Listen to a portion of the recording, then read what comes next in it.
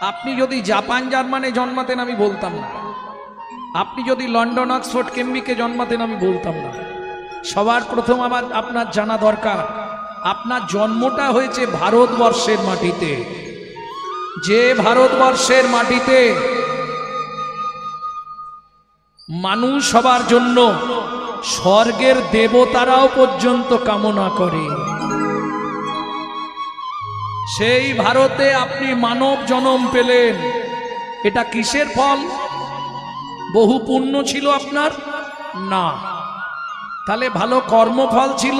না। তাহলে ভারতে আপনি মানুষ হয়ে জন্মালেন কেন? বহু জন্মানাং সুকৃতি পারব্ধম, বহু জন্মের সুকৃতি ছিল বলে আপনি ভারতবর্ষের মাটিতে মানুষ হয়েছেন। কেন? যে ভারতবর্ষের মতো সাধুমুনি ঋষির দেশ, ভারতবর্ষের মতো প্রেম ভক্তিপূর্ণ দেশ পৃথিবীর কোথাও নাই। যে দেশের সপ্ত ঋষির এক ঋষি স্বামী বিবেকানন্দ। এটা আমাদের অহংকার, আমরা ভারতবাসী। কেন? কিসের অহংকার? শোনো ভাই, ভগবান যতবার জন্মগ্রহণ করেছে আমাদের ভারতবর্ষের মাটিতে, প্রেম সে বলো চৈতন্য মহাপ্রভু কি।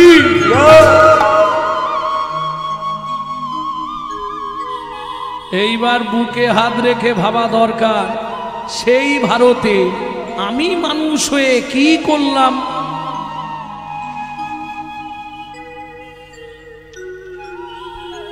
কেন বারে তুই মানুষ হলি, কেন বারে তুই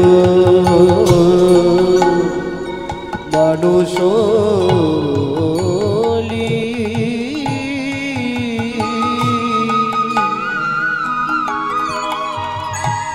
পনি ধনি পধ মপনি মপ রে মপ রে মপনি নপ। কেন বারে তুই মানুষ হলি।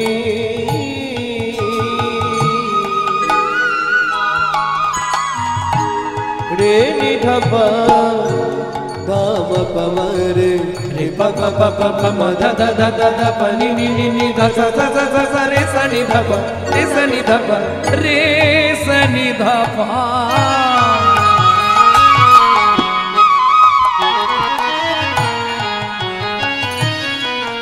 কেন বারে তুই মানুষ হলি।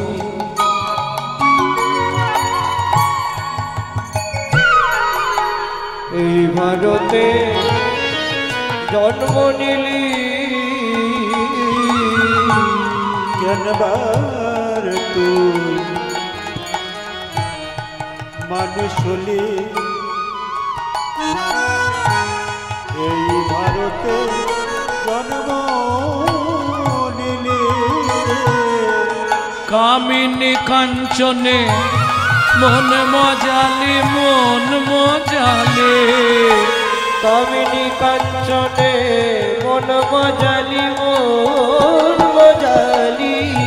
কামিনী কাঞ্চনে মন মজালি, মন মজালে। কামিনী কাঞ্চনে মন মজালি, মন মজালি। ঘাটে বসে করবি কি কথায় কথায় সময় গেল, কাজে করলি কি। তোর কথায় কথায় সময় গেল, কাজে করলি কি। লোচন দাসের এই মিনতি,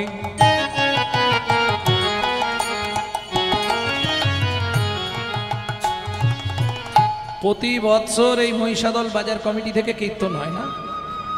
প্রতি বছর হয়। আপনারা প্রত্যেকে প্রতি বছর শুনতে আসেন, কিন্তু কিছু মনে করবেন না, একটা কথা যদি অনুমতি দেন বলবো। পরিবর্তন কিছু হয়নি। যদি বলেন কেন বাবা গৌরাঙ্গ তুমি এত বড় কথা বললে, ওমা যখন কোনো কীর্তনিয়া কোনো বৈষ্ণব কবির নাম করবে তাকে একটা প্রণাম করতে হয় আস্তে। এখন প্রশ্ন হবে বৈষ্ণব কবিকে প্রণাম করে আমাদের কি লাভ? আজকে যদি চণ্ডীদাস, বিদ্যাপতি, গোবিন্দ দাস, জ্ঞান দাস, ঘনশ্যাম দাস, দুঃখী কৃষ্ণ দাস, দীনকৃষ্ণ দাস, বলরাম দাস, বাসুদেব ঘোষ মহাশয়, নরহরি সরকার ঠাকুর মহাশয়, নরোত্তম দাস ঠাকুর মহাশয় এরা না আসতো, রাধা গোবিন্দের গোপন লীলা আমরা কেউ জানতে পারতাম না। এইবার প্রশ্ন হবে এদেরকে প্রণাম করে আমাদের কি লাভ? মাগো এদের বিন্দু কৃপা, এরা ভগবানের প্রেরিত দূত, এদের বিন্দু কৃপা যদি আপনার মধ্যে সঞ্চারিত হয় তবেই আপনার হৃদয়ে কৃষ্ণ প্রেম ভক্তি লাভ হবেই হবে। লোচন দাসের এই মিনতি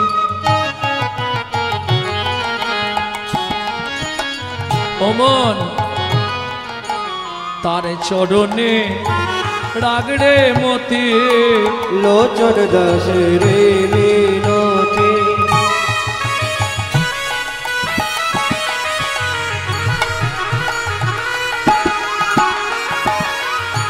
তার চরণে রাখরে মতি, লোচন দাসের এই মিনতি তার চরণে রাখরে মতি। কি হবে তোর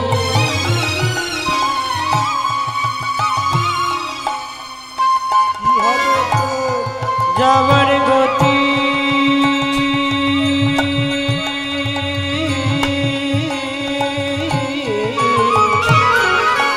কি হবে তো যাবার গতি, কি হবে তো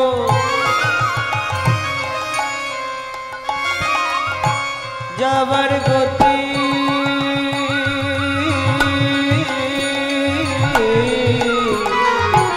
চোখ বুঝালে করবি কি? কথায় কথায় সময় গেল কাজে করলি কি? দোদাই কথায় সময় তাই গৌর হরি হরি হরি হরি বল। কি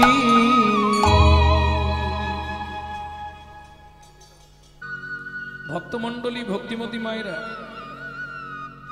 যিনি হরি সংকীর্তনের পিতা, যিনি হিন্দু সনাতন ধর্মের প্রচারক, যিনি বৈষ্ণব ধর্মের প্রবর্তক, যিনি আপামর জনসাধারণের হৃদয়ের মধ্যমুকুটমণি, কীর্তন প্রারম্ভে সেই শচীনন্দন শ্রীমন মহাপ্রভুর চরণে জানাই অনন্ত কোটি প্রণাম।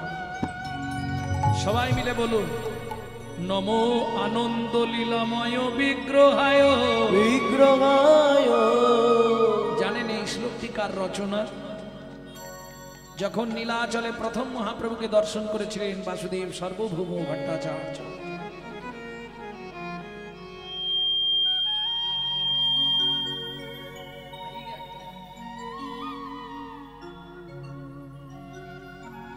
নমো আনন্দ লীলাময় বিগ্রহায় বিগ্রহায় হেমা ভোবরণং দিব্যচ্ছবি সুন্দরায় দিব্যচ্ছবি সুন্দরায় তস্मै মহাপ্রেম রস প্রদায় মহাপ্রেম রস প্রদায় চৈতন্য চন্দ্রায় নমো নমস্তে। শ্রী চৈতন্য চন্দ্রায় নমো নমস্তে। ভক্তমণ্ডলী, ভক্তিমতী মায়েরা, যিনি আনন্দ লীলাময় স্বরূপ, তোমার মনে যত কষ্ট থাক, যত দুঃখ থাক, যার স্বরূপ দর্শন করলেই তোমার মনটা আনন্দে ভরে যাবে। হেমাভ বর্ণাম দিব্যচ্ছবি সুন্দরায়া, হেমাভ সোনার মতো যার বর্ণ, তস্मै মহাপ্রেম রসপ্রদায়, যার মধ্যে সর্বদাই মহাপ্রেম বিরাজমান, সেই চৈতন্য মহাপ্রভুকে আমরা প্রণাম জানাই।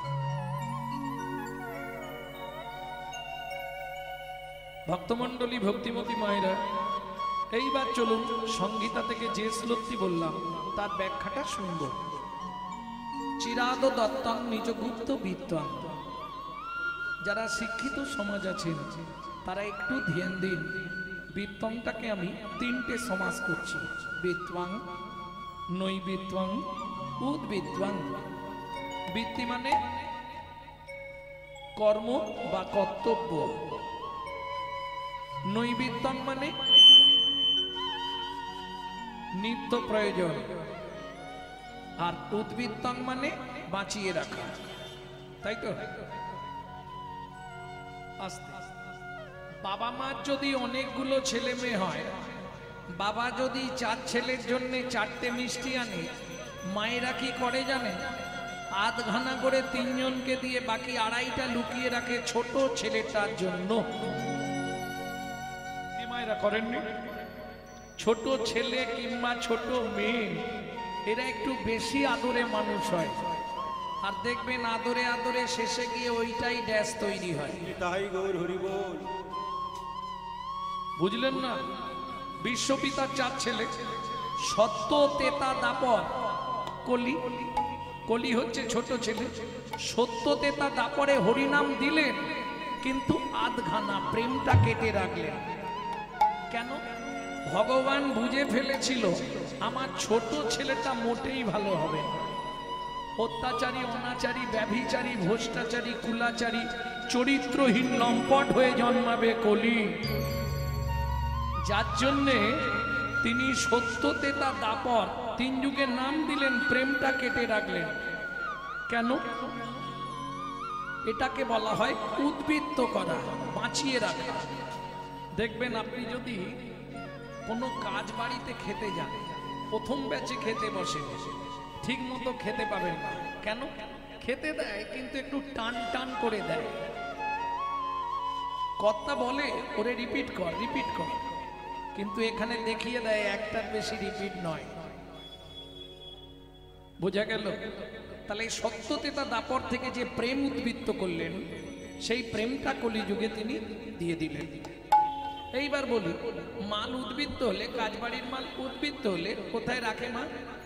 ইংলিশে বলা হয় স্টোর রুম, আর গ্রাম্য ভাষায় একটা বলা হয় ভাড়ার ঘর। আপনাদের এদিকে কি বলে? ভাড়ার ঘর। তাহলে চলুন আগে দেখে নিই চৈতন্য মহাপ্রভুর ভাড়ার ঘরটা কোথায় ছিল। সেই ঘরের সন্ধান করতে পারলে আপনি সব পেয়ে যাবেন। হ্যাঁ, সেটা কোথায় ছিল? ছিল গোলকে, এলো এলোকে, ছিল গোলকে, এলো এলোকে। ও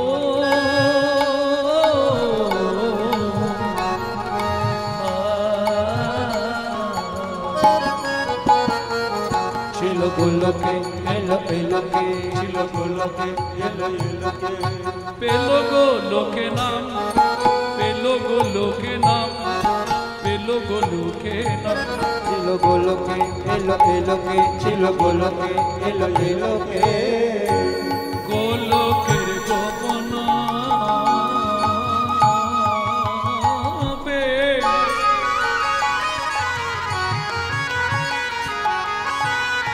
করিবারে দান, ব্রজ ছাড়ি নদিয়ায় এলো গৌর ভগবান। ব্রজ ছাড়ি নদিয়ায় এলো গৌর ভগবান। আস্তে আস্তে। তাহলে উদ্বৃত্তং বুঝে গেলেন, এবার নৈবৃত্তং। তুমি এখানে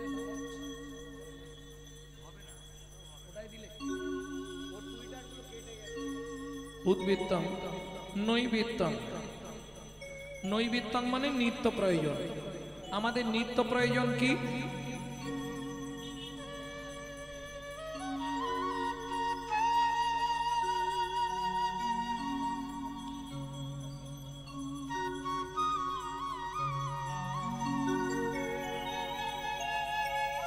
ভক্তমণ্ডলী, ভক্তিমতী মায়েরা, তাহলে উদ্বৃত্তং ক্লিয়ার হয়েছে? যদি বুঝতে না পারেন একটা হাত তুলবেন, তাহলে ভাবো এরা বুঝতে পারলো না। উদ্বৃত্তং মানে বাঁচিয়ে রাখা, ক্লিয়ার হয়ে গেল। এবার নৈবিত্তং আমাদের নিত্য প্রয়োজন। আমাদের নিত্য প্রয়োজন কি? নিত্য আমাদের কি প্রয়োজন? নিত্য কি প্রয়োজন আমাদের? আসতে বেঁচে থাকতে গেলে চারটে জিনিসের প্রয়োজন। চারটে জিনিসের প্রয়োজন। কি কি চারটে জিনিস? আহার, নিদ্রা, বিহার, মৈথুন। দুটো বাদ দিলে আমরা কিন্তু বাঁচব, কিন্তু দুটো কম্পালসারি চাই, আহার, নিদ্রা, আস্তে। কিন্তু মাগো, আমরা যে ভাত, ডাল, তরি তরকারি খাই, এগুলো কার জন্যে খাই? দেহের জন্য, দেহটাকে একটু হিষ্টপিষ্ট রাখার জন্য বলি।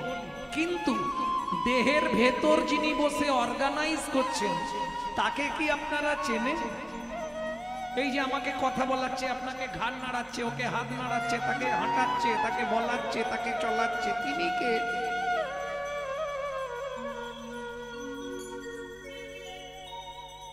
তিনি হলেন আত্মা রাম। তিনি কিন্তু এই জড়জাগতিক ভাত, ডাল, তরি তরকারি খায় না। তার খাবার হলো বিশুদ্ধ হরি নামামৃত সুধা রস। তাই গৌর হরি বল। এবার এখানে প্রশ্ন হবে, বাবা গৌরাঙ্গ তুমি বিশুদ্ধ বললে কেন? ওমা, জলকে ফিল্টার করলে শুদ্ধ হয়, শুদ্ধকে ফিল্টার করলে পরিশুদ্ধ হয়, পরিশুদ্ধকে ফিল্টার করলে বিশুদ্ধ হয়।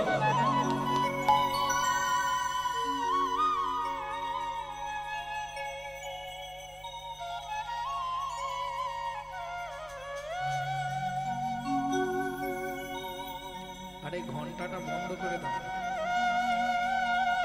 কীর্তন চলছে তো।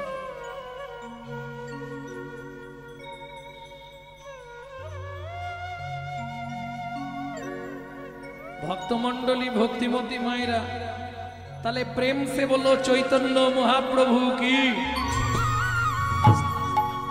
ডক্টর হরিনাম শুনলে জীবের কল্যাণ হয়, এটা সত্য কথা। যেমন ডক্টর বিধানচন্দ্র রায় বলছে, দুধ খেলে শরীরে 32 রকম ভিটামিন জন্মায়। কিন্তু মাগো, দুধটা যদি বিড়ালের মুখ দেওয়া হয়, ওতে ভিটামিন হবে তো? ও তো দিপথরিয়া হয়ে মরবে। ঠিক তেমনি হরিনাম শুনলে জীবের কল্যাণ হয় যদি আচারী ভক্ত বৈষ্ণবের মুখের হরি কথা হয়। অনাচারী ব্যক্তির মুখে হরি কথা শোনা সর্প উচ্ছিষ্ট সমদুগ্ধম। সাপের এঁঠো করা দুধ খেলে যেমন বিষক্রিয়া হয়, অনাচারী ব্যক্তির মুখে হরি কথা শুনতে ভালো লাগবে, তোমার ভেতরে গিয়ে বিষক্রিয়া হবে। সারা রাত হরিনাম শুনবে, সকালবেলা বাড়িতে গিয়ে ঝগড়া করবে। বোঝা গেল না? জয় রাধে। তাহলে নৈবিত্তং আমাদের নিত্য কি প্রয়োজন? যখন চৈতন্য চরিতামৃত লিখছে কৃষ্ণদাস কবিরাজ গোস্বামী ঠাকুর মহাশয়, মহাপ্রভু স্বপ্নাদেশ দিলেন, কৃষ্ণদাস আদি লীলায় 6টা লাইন লিখে দাও জীবের নৈবিত্তিক কর্তব্য। দেখবেন আদি লীলায় এই 6টা লাইন একটু মোটা করে লেখা থাকে। 6টা লাইন কি কি ছিল মা? আমি একটু বলবো কি? আমাদের নিত্য কর্ম কি? সাথে পাঁচে মিলি নিজ দ্বারে বসিয়া তাতে বাঁচে মিলি নিজ দাঁড়িতে বসিয়া কীর্তন করো সবে করতালি দিয়া, কীর্তন করো সবে করতালি দিয়া। ও প্রভু আমরা তো কলির যে মূর্খ মানুষ, কি গাইব? 16 নাম 32 অক্ষর হয় মহামন্ত্র, 16 নাম 32 অক্ষর হয় মহামন্ত্র। যাইয়া গৃহেতে জপ হইয়া স্বতন্ত্র, যাইয়া গৃহেতে জপ হইয়া স্বতন্ত্র। আচ্ছা প্রভু আমরা তো সংসারী জীব, এর কোনো নিয়ম আছে? খাইতে শুইতে নাম লবে যথা তথা, খাইতে শুইতে নাম লবে যথা তথা। স্থান কাল পাত্র নাই নিয়ম বিধি তথা, স্থান কাল পাত্র নাই নিয়ম বিধি তথা।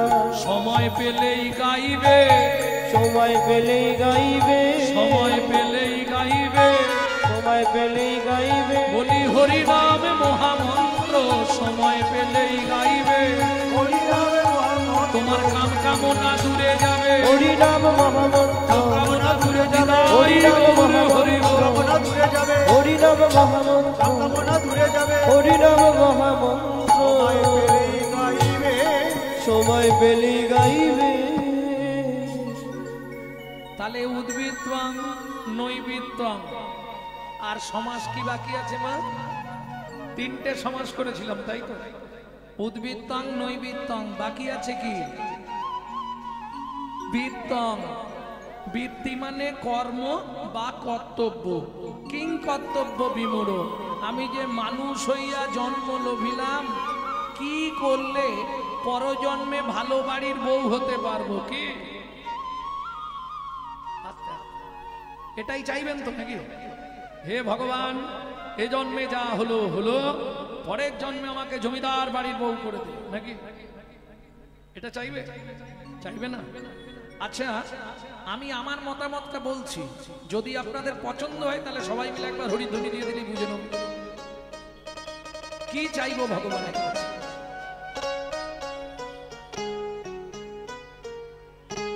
আবার যদি আসি দয়া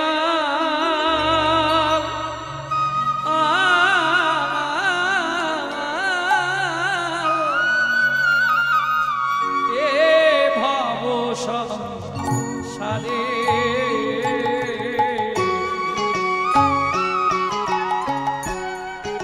আবার যদি আসি দয়া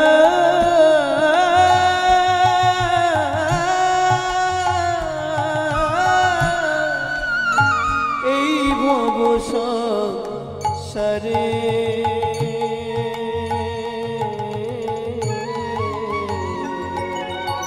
কি চাইবো বলি? একজন কৃষ্ণ ভক্ত মায়ের গর্ভে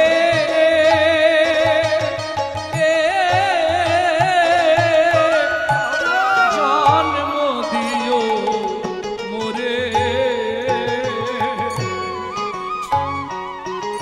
একজন কৃষ্ণ ভক্ত মায়ের গর্ভে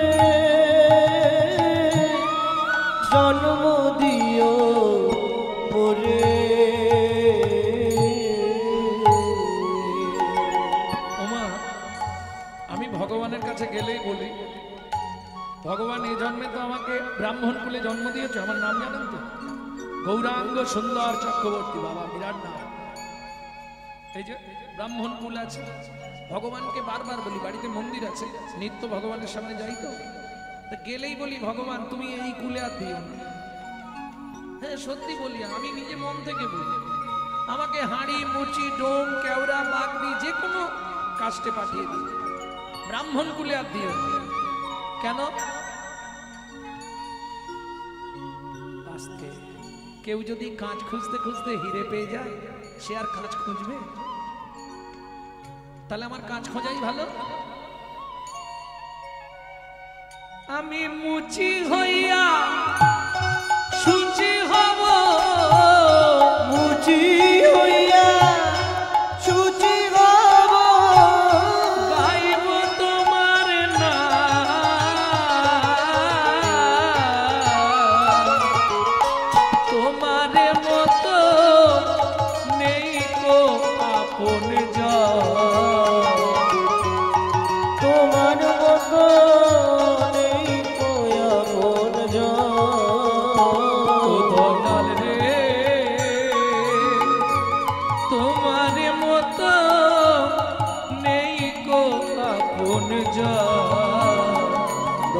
দয়াল তোমার মতো নেই কই আপনজন।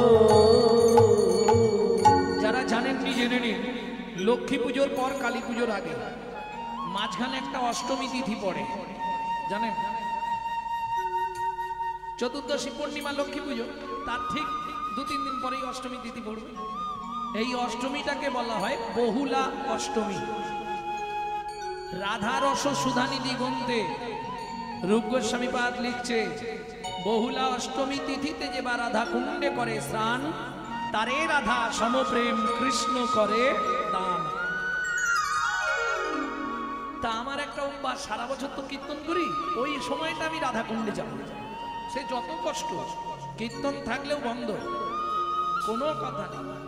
10-15 দিন কীর্তন ক্যান্সেল করে হলেও আমাকে যেতেই হবে। ধরুন রাত্রি 12টা থেকে স্নানের টাইম, 12টায় স্নান, রাত 12টা, এই 7 থেকে 8 লক্ষ লোক হয়, প্রচন্ড ভিড় হয়। তাই এবারে রাধাকুণ্ডে নামছি তখন 12টা 3, একজন পিছন দিক দিয়ে শুধু ঠেলছে। তাই এলাম, ভাই এক কাজ করো, তুমি আমার আগে স্নানটা করো, যাও। পরম বৈষ্ণব গলায় তো একদম মালা তিলক করা। কেন? আমি ভাবলাম তাহলে বৈষ্ণবের অঙ্গের পরশ করা জলটা আমি পাবো, আপনি আমার আগে স্নান করুন। উনি বলছে আমি আপনাকে ধরেই স্নান করব। কেন আমাকে ধরে স্নান করবে কেন? সত্যিটা বলবো আপনাকে, বলুন। আমি 2 চোখেই দেখতে পাই না। কোথা থেকে আসছেন? লগ্ন থেকে। 2 চোখে দেখতে পাননি, এলেন কি করে? বলে তা জানিনি, রাধারানী কি করে এনেছে। একাই এসেছেন? হ্যাঁ। কি করে সম্ভব হয় বলুন তো? আহা, বোবা মুখে ভাষা তুমি গো, ও, ও, অন্ধেরি আলো। বোবা মুখে ভাষা তুমি গো,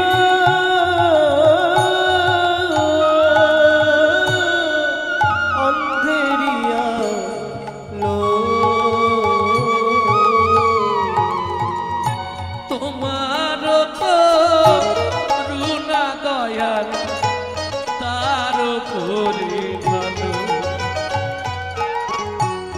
ওমা, যাদের কলিযুগে সন্তান সন্ততি নাই, তারা এখন থেকে গৌর চরণে নাম লিখিয়ে দাও। কেন? প্রমাণ গোবিন্দ ঘোষ বলি, অপুত্রের পুত্র তুমি, অপুত্রের পুত্র তুমি, নির্ধনীর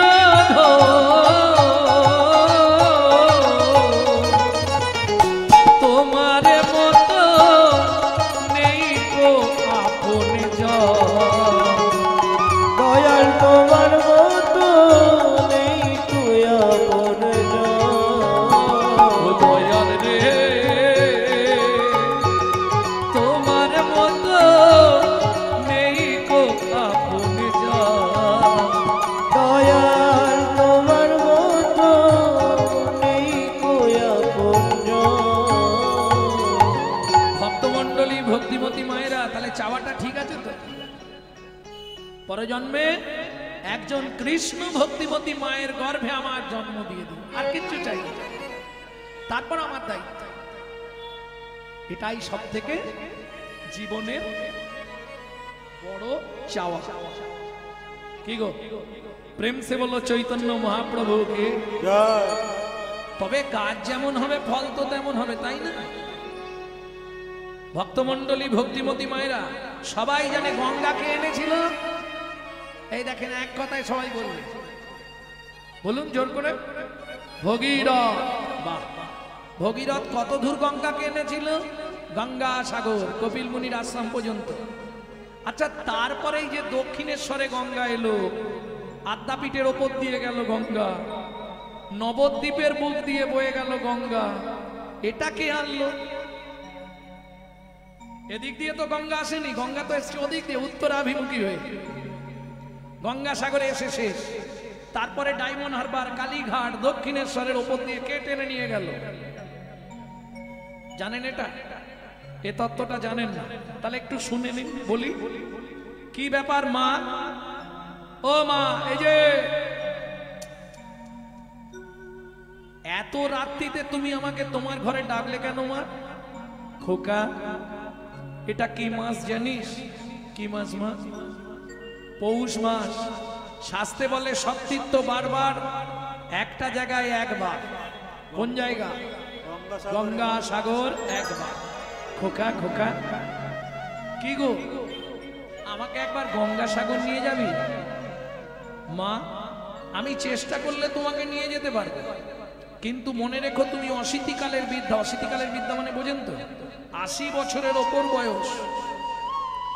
যতটা পথ হেঁটে যেতে হবে তোমায় না হয় ধামাতে করে মাথায় তুলে নেব, কিন্তু মা বেশ খানিকটা পথ আছে, নৌকায় যেতে হবে। আর নৌকায় যেতে গেলে একটা জায়গা আছে, 100 গঙ্গার মুখ এক জায়গায়, যেটাকে বলা হয় শতমুখী বানতলা। এখন তো সব কচুবেড়িয়া দিয়ে ভ্যাসেল পেরিয়ে চলে যাবে।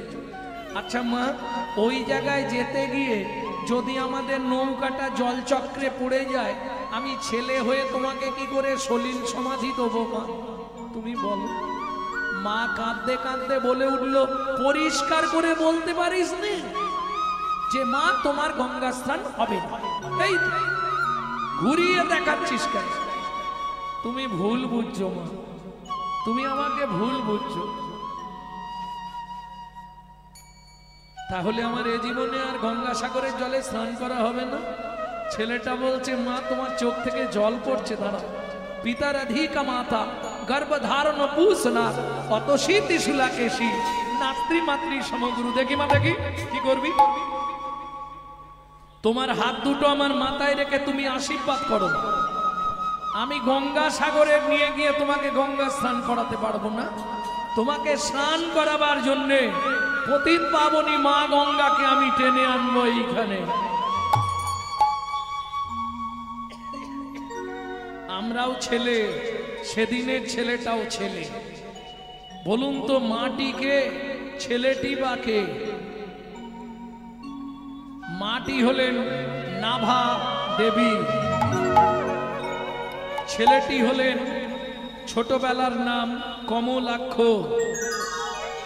বড়বেলায় গিয়ে যার নাম হয়েছিল অদ্বৈত আচার্য। যিনি পূর্বলীলায় কে ছিলেন? দেবাদিদেব মহেশ্বর, যার মস্তকে গঙ্গা বাঁধা ছিল। চলুন, ঠিক মকর সংক্রান্তির আগের দিন ওই শান্তিপুর বাবলার তলায় দাঁড়িয়ে হুঙ্কার দিতে শুরু করলো, কোথায় পতিত পাবনী মা গঙ্গা? নেমে এসো মা, নেমে এসো এই নদীয়ার বক্ষে, আমার মায়ের কল্যাণ বিধির জন্য। যা হুঙ্কার দিতে শুরু করলো, কল কল নিনাদে ধ্বনি করতে করতে গঙ্গা সাগর থেকে ডায়মন্ড হারবার, কালীঘাট, দক্ষিণেশ্বর হয়ে গঙ্গা বয়ে চলল। যখন নদীয়ার ভাগ্যাকাশে প্রবেশ করলো, অদ্বৈত আচার্য বলে উঠল, পতিত পাবনী মা গঙ্গা, তোমার এত সুরের বৈচিত্র্য, তোমার এত সুর নীনা, আজ থেকে আমি অদ্বৈত আচার্য এই নদীয়ার মাটিতে দাঁড়িয়ে তোমার নাম দিলাম সুরধ্বনি।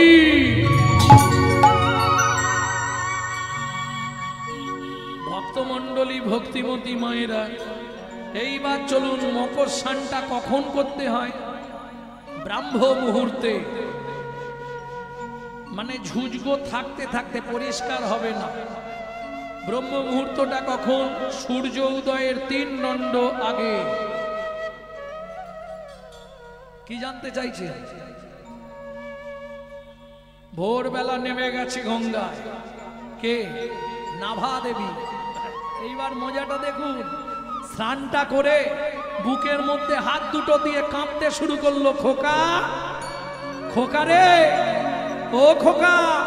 অদ্বৈত আচার্য ভাবলো তাহলে মায়ের কিছু হয়েছে। ঘুমাচ্ছিল, ঘুম ভেঙে গেছে, ছুটতে ছুটতে সে, মা, মা, মা তোমার কি হলো মা? একদম জলে ঝাঁপ দিয়ে মাকে করে ধরেছে। কি হয়েছে মা? পায়ে কিছু কামড়ালো? ও মা কথা বলো। মা মা তোমার কি হলো মা? খানিকক্ষণ পরে চোখটা খুলে মৃদু হেসে নাবা দেবী বলল, আমার কিচ্ছু হয়নি। তুমি এমন করে কাঁপছিলে কেন মা? তোকে জলে নাবাবো বলে। আমাকে জলে নাবিয়ে তোমার লাভ কি খোকা? তোর আনা গঙ্গার জলে স্নান করার সঙ্গে সঙ্গে আমার হৃদয়ে একটা আশা জাগলো রে বাবা। আমার আশাটা পূরণ করবি। কি আশা মা? আমি জানি যে ছেলে অভাগিনী মাকে উদ্ধার করবার জন্য গঙ্গাকে টেনে আনতে পারে। চেয়ে দেখ কমলাক্ষ, এই জগতে কত পতিত জীব পড়ে আছে। এই সুরধনী গঙ্গার জলে দাঁড়িয়ে তুই আমার মাথা ছুঁয়ে কথা দে বাবা, এদেরকে উদ্ধার করবার জন্য তুই পতিত পাবন রাধা মদন মোহনকে নামিয়ে আনবি এই কলিকালের মাটিতে।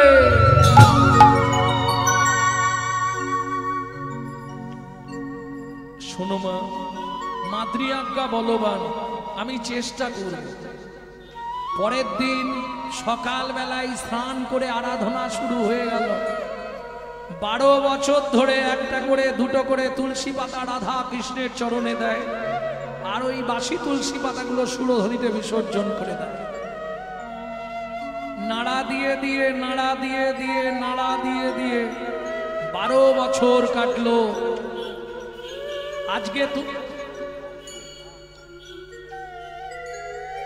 আজকে তুলসী পাতাটা ফেলে দেওয়ার সঙ্গে সঙ্গে অদ্বৈত আচার্য যা দেখলো চমকে উঠল।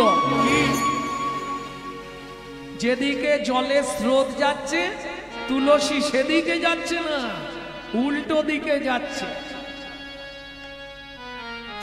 দেখি তুলসী কোথায় যায়, কোথায় যায় ব্রজে নাকি নদিয়ায়। দেখি তুলসী কোথায় যায়, তুলসী যায় নিরে নিরে,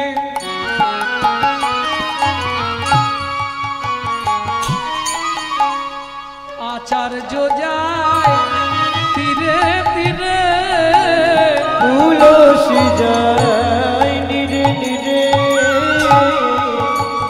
আচার্য যায় তীরে তীরে। আস্তে তুলসী জলে যাচ্ছে আর দ্বৈত আচার্য ডাঙা দিয়ে যাচ্ছে। এইবার যখন তুলসী ওই নবদ্বীপের অন্তদ্বীপের সোজা এপার থেকে ওপারে চলে যাচ্ছে, অদ্বৈত আচার্য দেখলো সর্বনাশ, আর তো দেখা যাবে না, তাহলে আমাকেও যেতে হবে। ঝাঁপ দিয়ে পড়লো সুরধনী গঙ্গা। ওমা সাঁতার দিয়ে সে পারে ঠেকেছে, কিন্তু মেয়েরা স্নান করছে ঘাটে, উঠবে কি করে? দূর থেকে দর্শন করছে।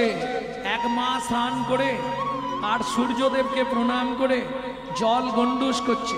তুলসী গিয়ে মাকে বারবার প্রদক্ষিণ করছে। যা গন্ডুসের জল তুলেছে তুলসী হাতে, দুটো তুলসী পাতাই হাতে। ভেতরে চলে গেল, আর যেই রাধা কৃষ্ণের চরণ দুটো তুলসী ভেতরে গেল, সঙ্গে সঙ্গে অষ্টসাত্ত্বিক ভাবের বিকার শুরু হয়ে গেল। একদম ভিজে চুলে ভিজে কাপড়ে ধীরে ধীরে উঠেই দৌড় দিয়েছে মেয়েটি। অদ্বৈত আচার্য দেখলেন মেয়ে ছেলের পিছনে পিছনে ছুটলে লোকে খারাপ বলল, এই যে ও মা, ও মা, তোমাদের পিছন দিয়ে যে ভদ্র মহিলা চলে গেল ওকে চেনো? গোসাই আপনি চেনেন না? না, ও তো নীলাম্বর চক্রবর্তীর মেয়ে। নীলুর মেয়ে? এত বড় হয়ে গেল, আমার বাল্যবন্ধু নীলাম্বর তার মেয়ে এখানে। একটু এগিয়ে গিয়ে দেখুন কোন বাড়িতে ঢোকে। হলো জগন্নাথ বিশ্বের ধরণী শচী ঠাকুরানী।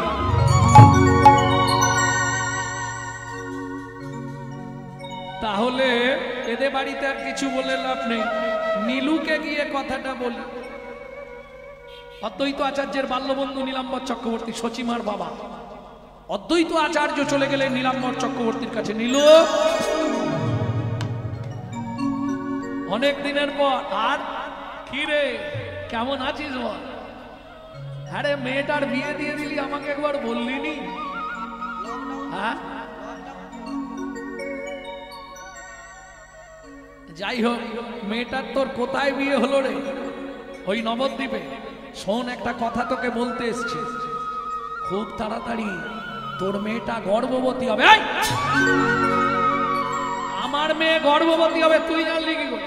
হ্যাঁ, এদিকে মালা তিলক করছিস, হরিনাম করছিস, আমার মেয়ের গর্ভবতী হবে। শোন না, ওর গর্ভে যেটা জন্মাবে, যদি দুটো হয় তো মিটে গেল, আর যদি একটা হয় জানবি দুটোর শক্তি একটার মধ্যে থাকবে। মানেটা কি বলে যা ভালো করে শোন।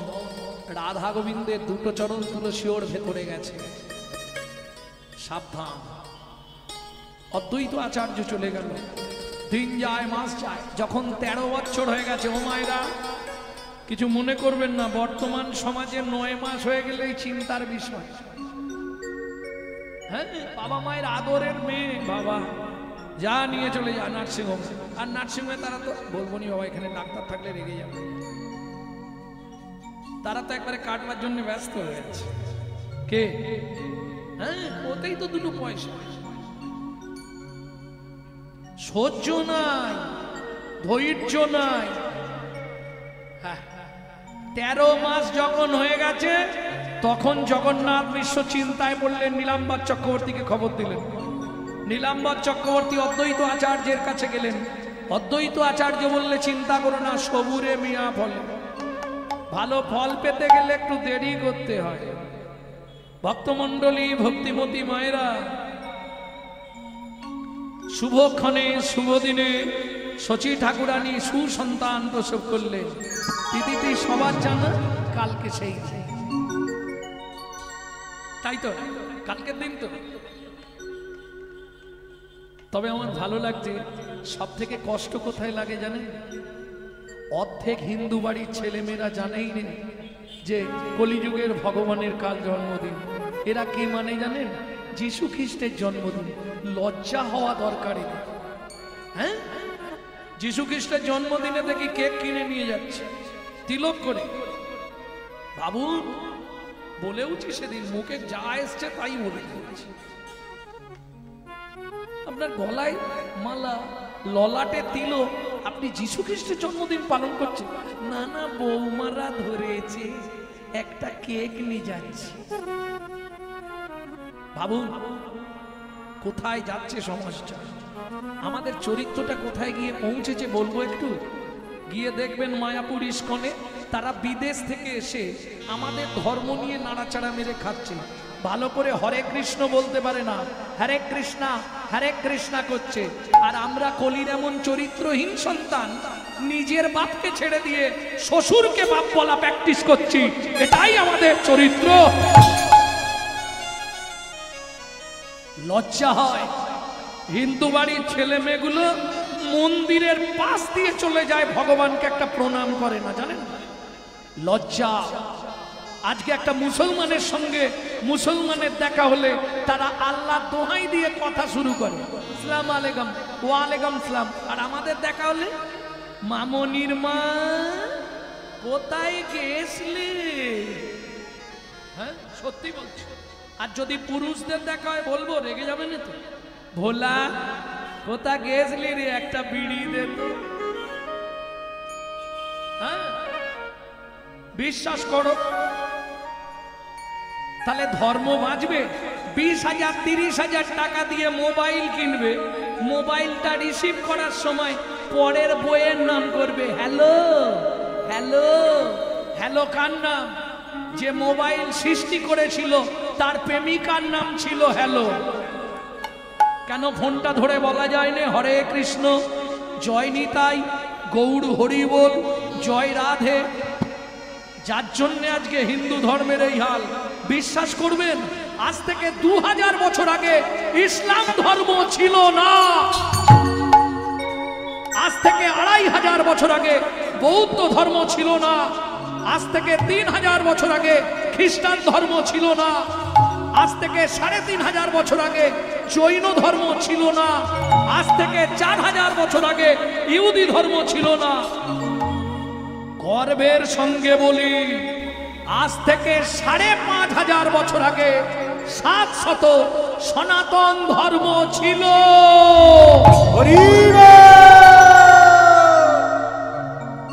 আজকে সেই ধর্মের অবক্ষয় কেন? হিন্দুদের নিজেদের দোষে। হ্যাঁ গো, সত্যি বলছি। আস্তে কথা বলুন। ভক্তমণ্ডলী, ভক্তিমতী মায়েরা, হয়তো অনেকের গায়ে কথাগুলো একটু বাঁধবে, কিন্তু বাঁধলেও কিছু করার নেই।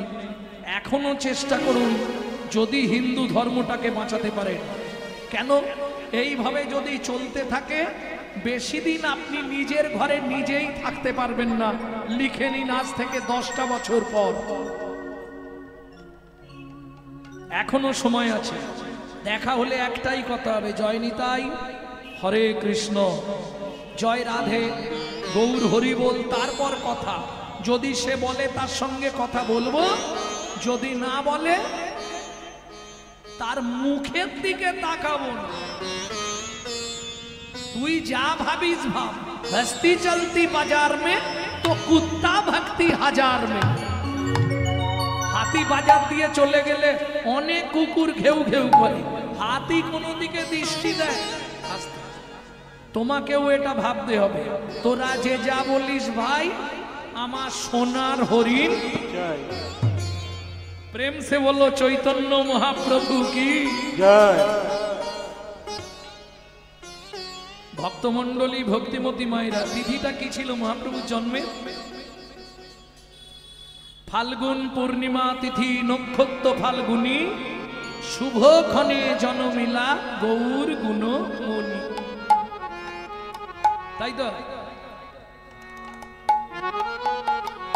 সিংহ রাশি, সিংহ লগ্ন, দেব অংশযুক্ত।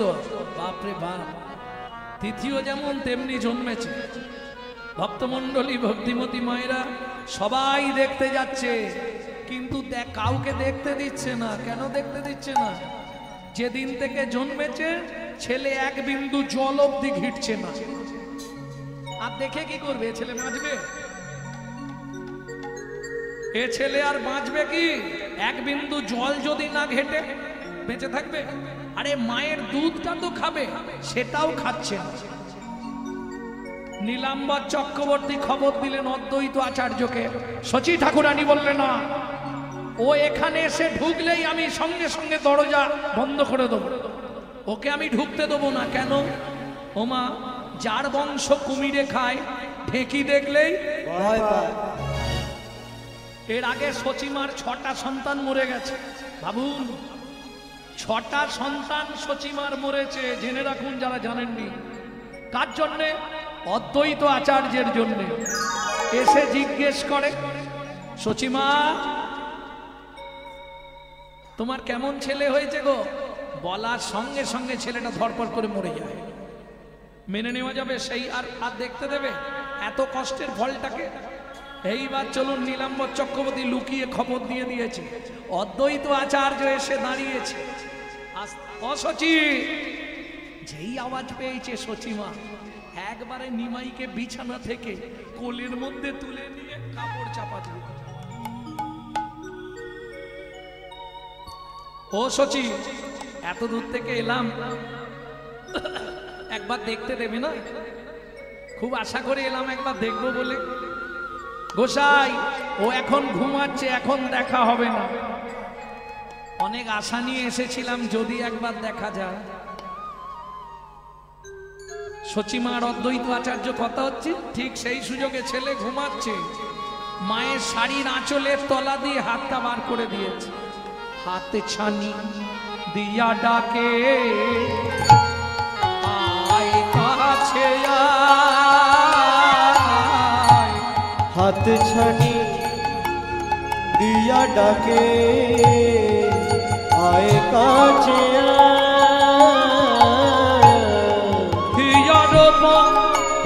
রস লাগি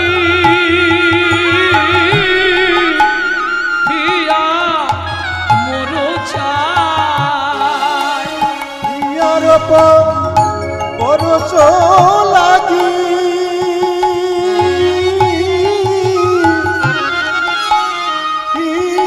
মোর ও সচি, তুমি বললে ঘুমাচ্ছে, ওই তো হাত নাড়াচ্ছে।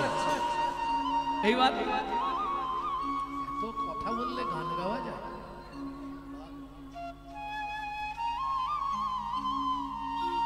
তুমি বললে ঘুমাচ্ছে, ওই তো হাত নাড়াচ্ছে।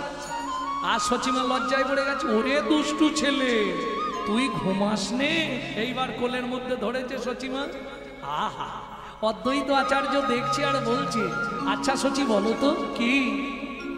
চাঁদনি আড়িয়া কেবা জোছনা ছানিয়া গো, গড়িল এন নিরপুতুল, গড়িল এন নিরপুতুল, সোনার বরণ দেহ আলো করি দশ দিশি, কে এলো রে নদিয়া বুঝলি, ওরে কে এলো রে নদিয়া বুঝলি।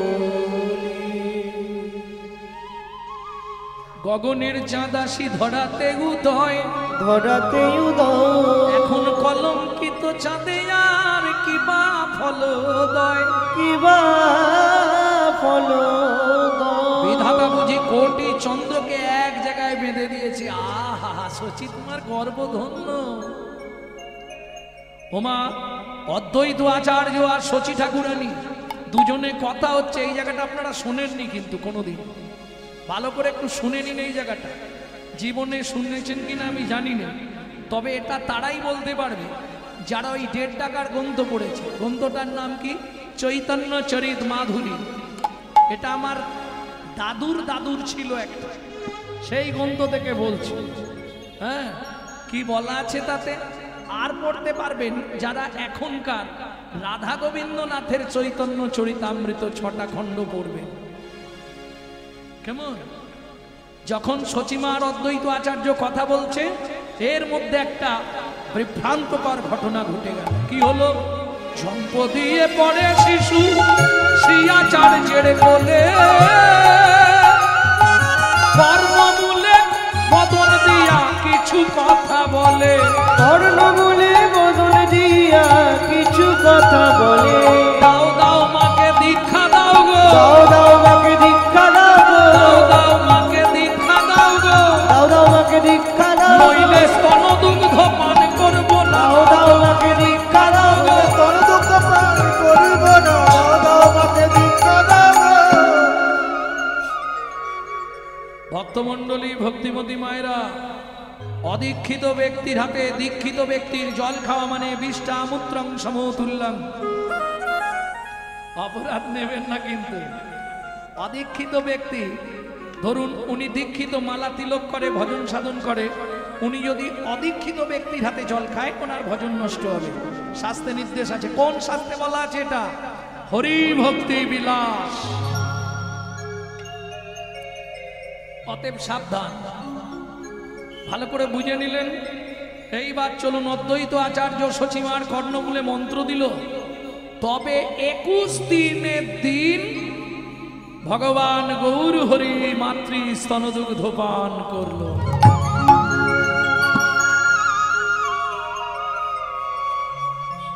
ও মাইরা, এইবার চলুন, শিশুরূপ অপরূপ সুন্দর হামাগুড়ি দেয়। কেমন করে? বাঘ নখ গলে তোলে, বুকে ভাসি যায় লালে, বাঘ নখ গলে জ্বলে,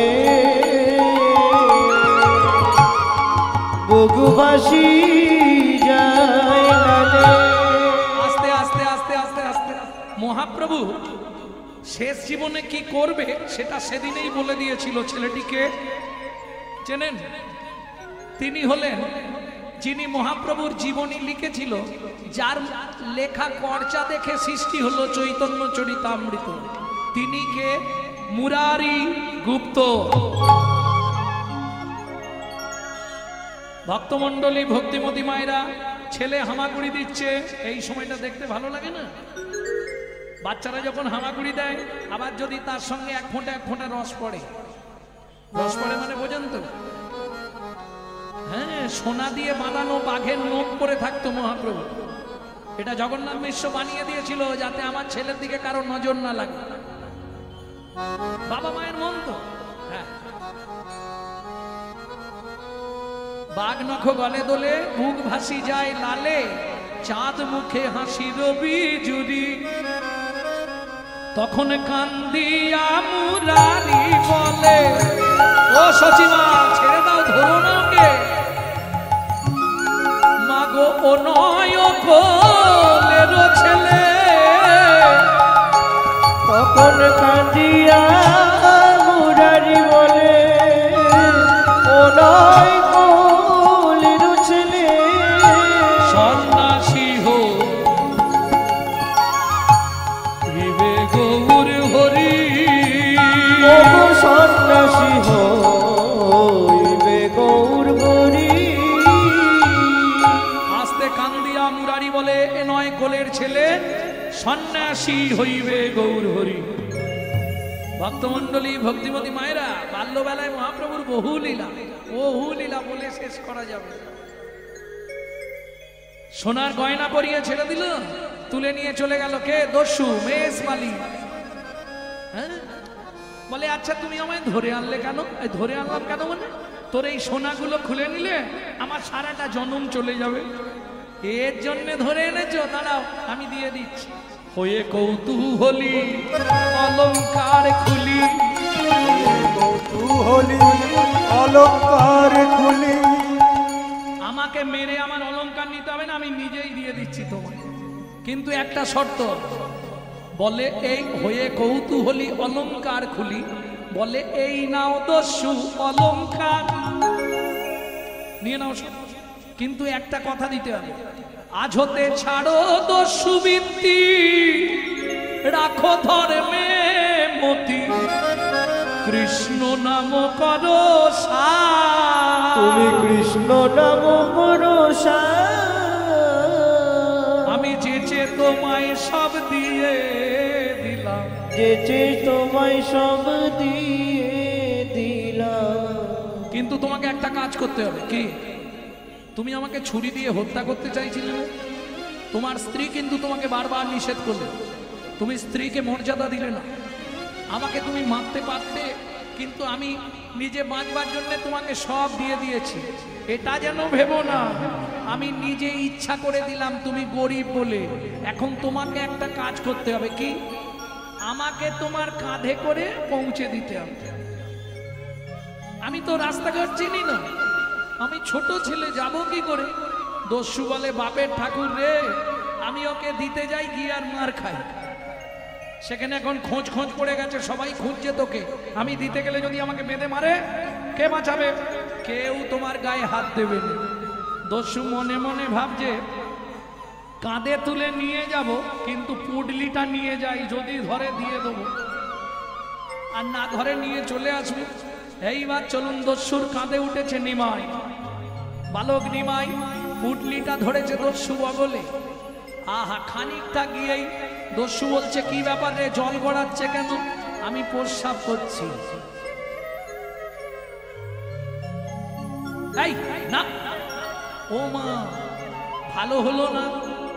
কি ভালো হলো?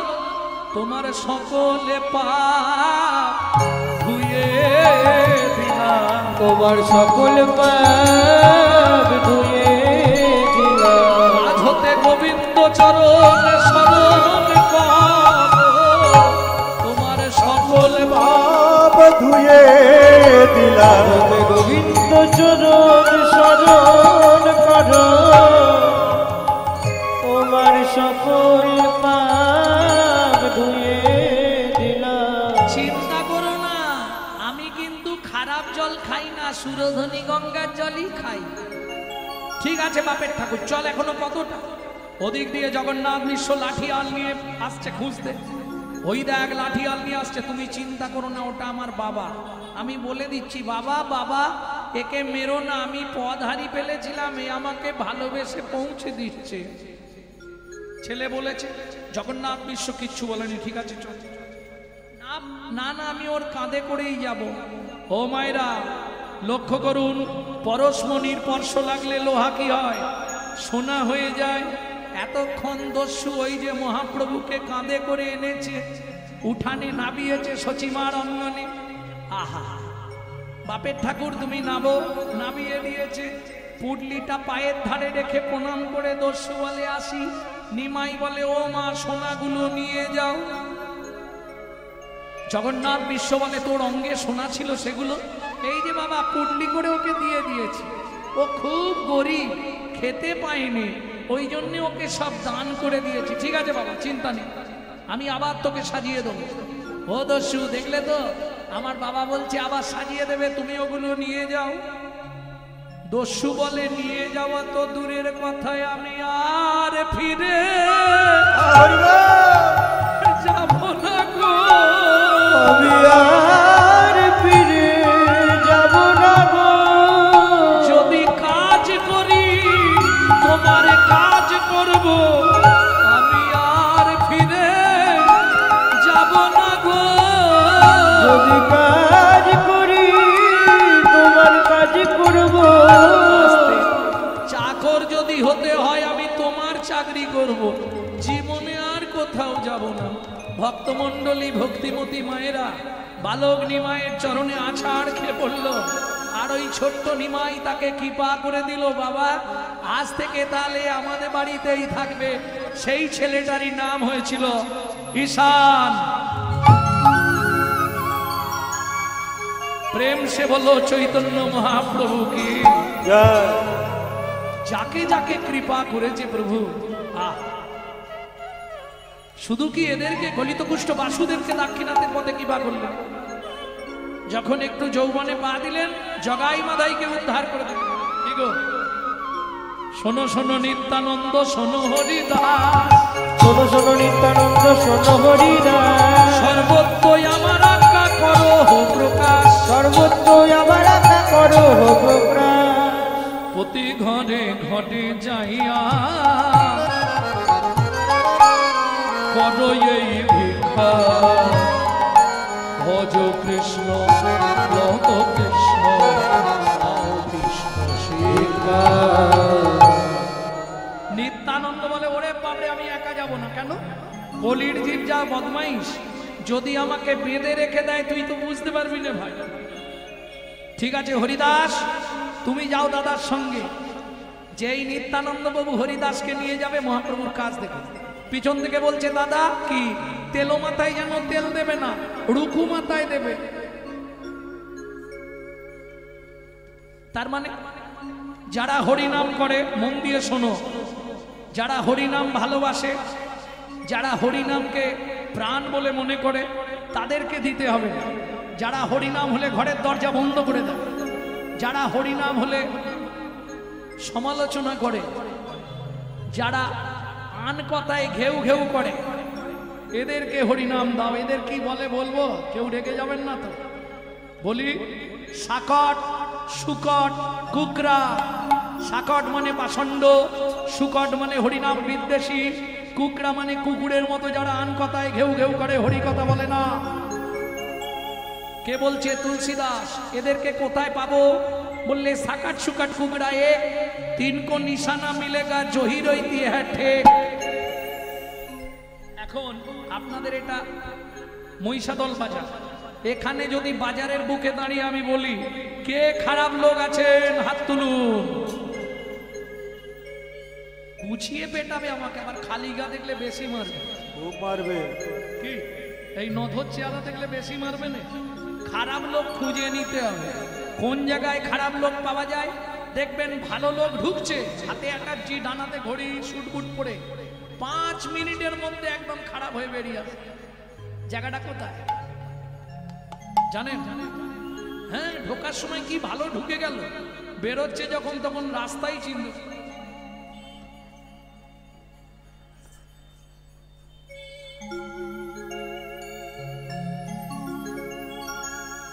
জয় রাধে। ও মায়েরা হাসছেন? দু ভাই প্রত্যেক দিন 80 হাঁড়ি করে মদ খেত। এটা তো সবাই বলবে জগাই মাদাই। যদি প্রশ্ন করি কোথায় লেখা আছে, ব্যাস চৈতন্য ভাগবতে বৃন্দাবন দাস ঠাকুরের কলম। প্রত্যেক দিন 80 হাঁড়ি করে মদ খেত জগাই মাথায়। আচ্ছা, নিত্যানন্দ বাবু গিয়ে কি বলল? মাথায় কলসির কানা দিয়ে মেরে কপালটা ফাটিয়ে দিল। সবাই মাথাইকেই দোষ দিয়েছে, তাই তো? কিন্তু বিশ্বাস করুন, আমি এর প্রতিবাদ করেছি, মাথায়ের কোনো দোষ ছিল না। একটা বৈষ্ণবের মেরে কপাল ফাটিয়ে দিল, দোষ ছিল না? শোনো ভাই, তুমি বৈষ্ণব হও আর বাবাজি হও, ওরে রসনা, পাপ কোনোদিন তার বাপকেও ছাড়ে না। যদি বলেন কেন, তাহলে প্রশ্ন করব, একজন ব্যক্তি বলুন, পাপের বাবার নাম কি? প্রত্যেক দিন কীর্তন শোনে। ও জবার মা, এই যে পিছন দিকে, আইরা কিরম গল্প করছে দেখ, কিরম গল্প ঝুড়েছে দেখ, ঠুনঠুন ঠুনঠুন করে। ও কিন্তু বুঝতে পারছে না, চালিয়েই যাচ্ছে। জয় রাধে। সারা রাত হরি নাম শুনলে 25 ভাগ পুণ্য সঞ্চার হয়। হরি ভক্তি বিলাস। হরিবাসরে একটা আন কথা বললে 75 ভাগ মহাপাপ হয়। 2 টাকার পুণ্য কিনতে এসে 200 টাকার পাপ কিনে নিয়ে বাড়ি যাবে নাকি? খুব সাবধান। এতক্ষণে হেতু ভাঙল। পাপ কোনোদিন বাপকে ছাড়ে না। পাপের বাবার নাম কি জানেন না? ভগবান শ্রীকৃষ্ণ। শ্রীকৃষ্ণের পিছন দিক থেকে একটা পুরুষ জন্মায়, যার নাম পাপ। পাপ বাপকে ছাড়ে না কেন বললাম? শতপুত্রের জননী গান্ধারীর অভিশাপ, কৃষ্ণ আমার 100 সন্তানকে মেরে দিলি। ভাবুন ও মায়েরা, আমাদের একটা বাচ্চা যদি কিছু হয়ে যায়, বুক ফেটে যায়, কতখানি কষ্ট বলুন তো। যে মায়ের 100টা সন্তানকে মেরে ফেলা হলো, সেই মায়ের কি অবস্থা? গান্ধারীর চোখে বাঁধা ছিল পটি। কতগুলো পটি বাঁধা ছিল মা? 101। দুটো গ্রন্থই দুরকম, এক জায়গায় 8, এক জায়গায় 1।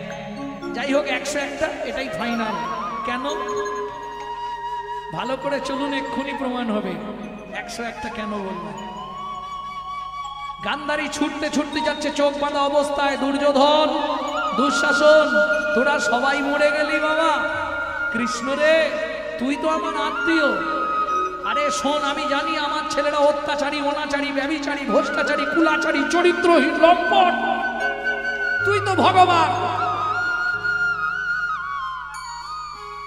তুই 100টার মধ্যে একটা বাঁচিয়ে রাখতে পারতিস। আমার 99টা সন্তানকে তুই মারতে পারতিস, একটা রাখতে পারতিস শুধু মুখ অগ্নি করে পিণ্ডিটা দেওয়ার জন্য। শুনে রাখ কৃষ্ণ, আমার ছেলেগুলোকে তুই তীরবিদ্ধ করে করে মেরেছিস। তোকেও কিন্তু মৃত্যুর আগের মুহূর্তে ব্যাধের হাতে তীর খেয়েই মরতে হবে।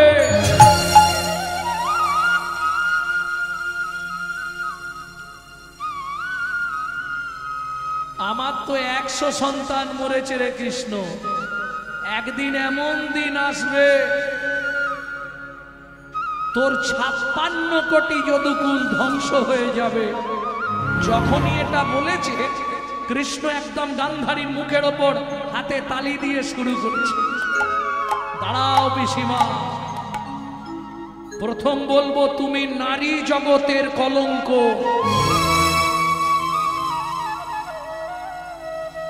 কি বলছিস কৃষ্ণ? তুই কি বললি আমাকে? অবশ্যই বলবো। যে মা তার কটা সন্তান নিজেই জানে না, সে মায়ের পরিচয়টা কি দাঁড়ায়? তুমি আমাকে অভিশাপ দেওয়ার আগে একবার ভেবেছিলে আমি তোমার 100 সন্তানকে মেরেছি, কিন্তু তুমি কি জানো তোমার এখনো একটা সন্তান জীবিত আছে?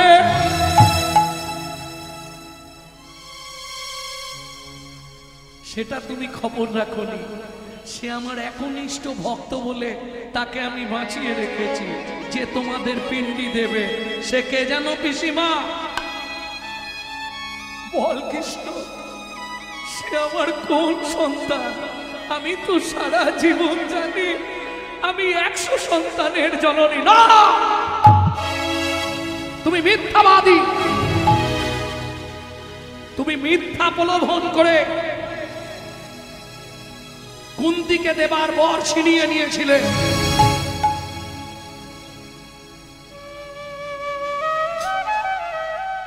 কৃষ্ণ, তোর পায়ে ধরছি, তুই বল আমার সেই সন্তানটাকে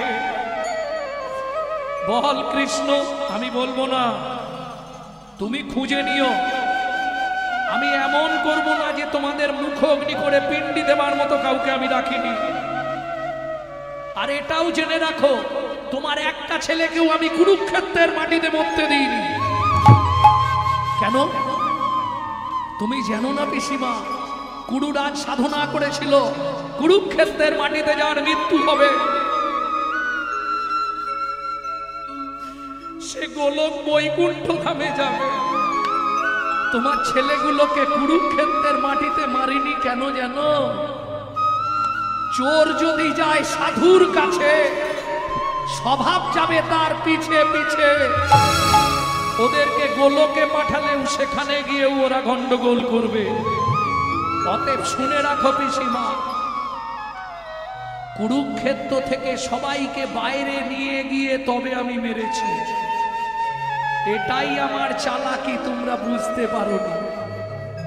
ছি কৃষ্ণ, ছি। যা করেছিস ভালো করেছিস কৃষ্ণ, তুই শুধু একবার বল। কৃষ্ণ, তুই একবার বল আমার সেই সন্তানটাকে। সত্যি কি তুমি জানোনি? না, সত্যি আমি জানিনি কৃষ্ণ। তোমার লজ্জা হচ্ছে না? তুমি তাকে জন্ম দিলে, তুমি বলছো তুমি জানোনি। এটা মেনে নেবেন? কোন মা মেনে নেবে? লজ্জা হবে সমাজের মুখে। তা কি যে মা সন্তানের জন্ম দিয়ে তাকে মনে রাখতে পারেনি, এটা মেনে নেওয়া যায়?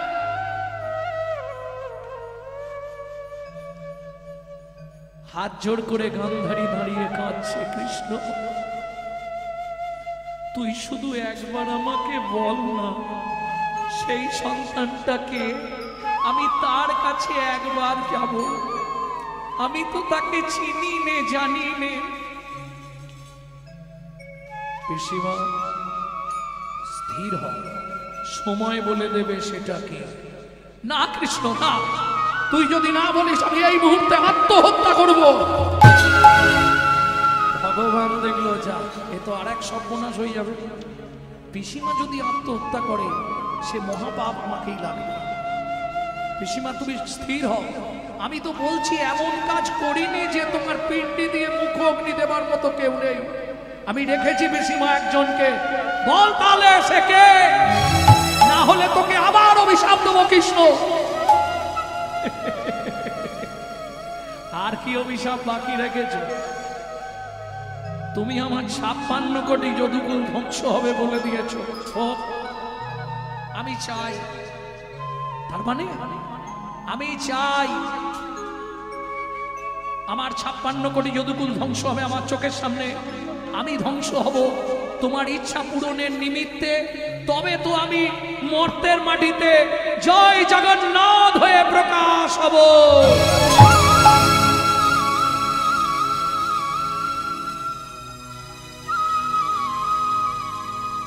ভক্তমণ্ডলী, ভক্তিমতী মায়েরা, এটা কিন্তু বলছি মহাভারত থেকে নয়, স্কন্দ পুরাণ থেকে। ভক্তমণ্ডলী, ভক্তিমতী মায়েরা, আবার মহাভারতে ঢুকছি।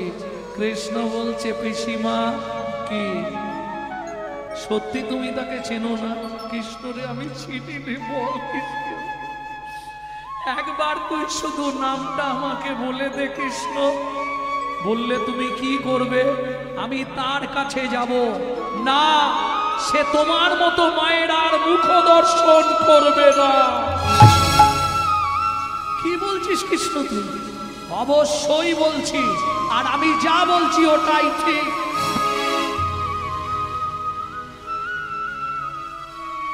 বল না কৃষ্ণ, তবু একবার বল, কে সে আমার সন্তান? সে কে যেন পিসিমা? তাহলে শুনে নাও, সে হলো যুযুৎসু।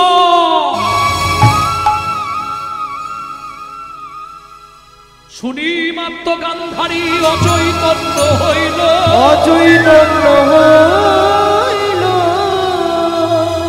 3 বছরে হারিয়ে যাওয়া শিশুর কথা মনেতে জাগিল, মনেতে জাগিল। কৃষ্ণের হাতে ধরি করিছে কন্ঠন, করিছে কন্ত্রাণ। দে কৃষ্ণ মিলিয়ে দে আমায়, সে হেন নন্দ, সে হেন নন্দ।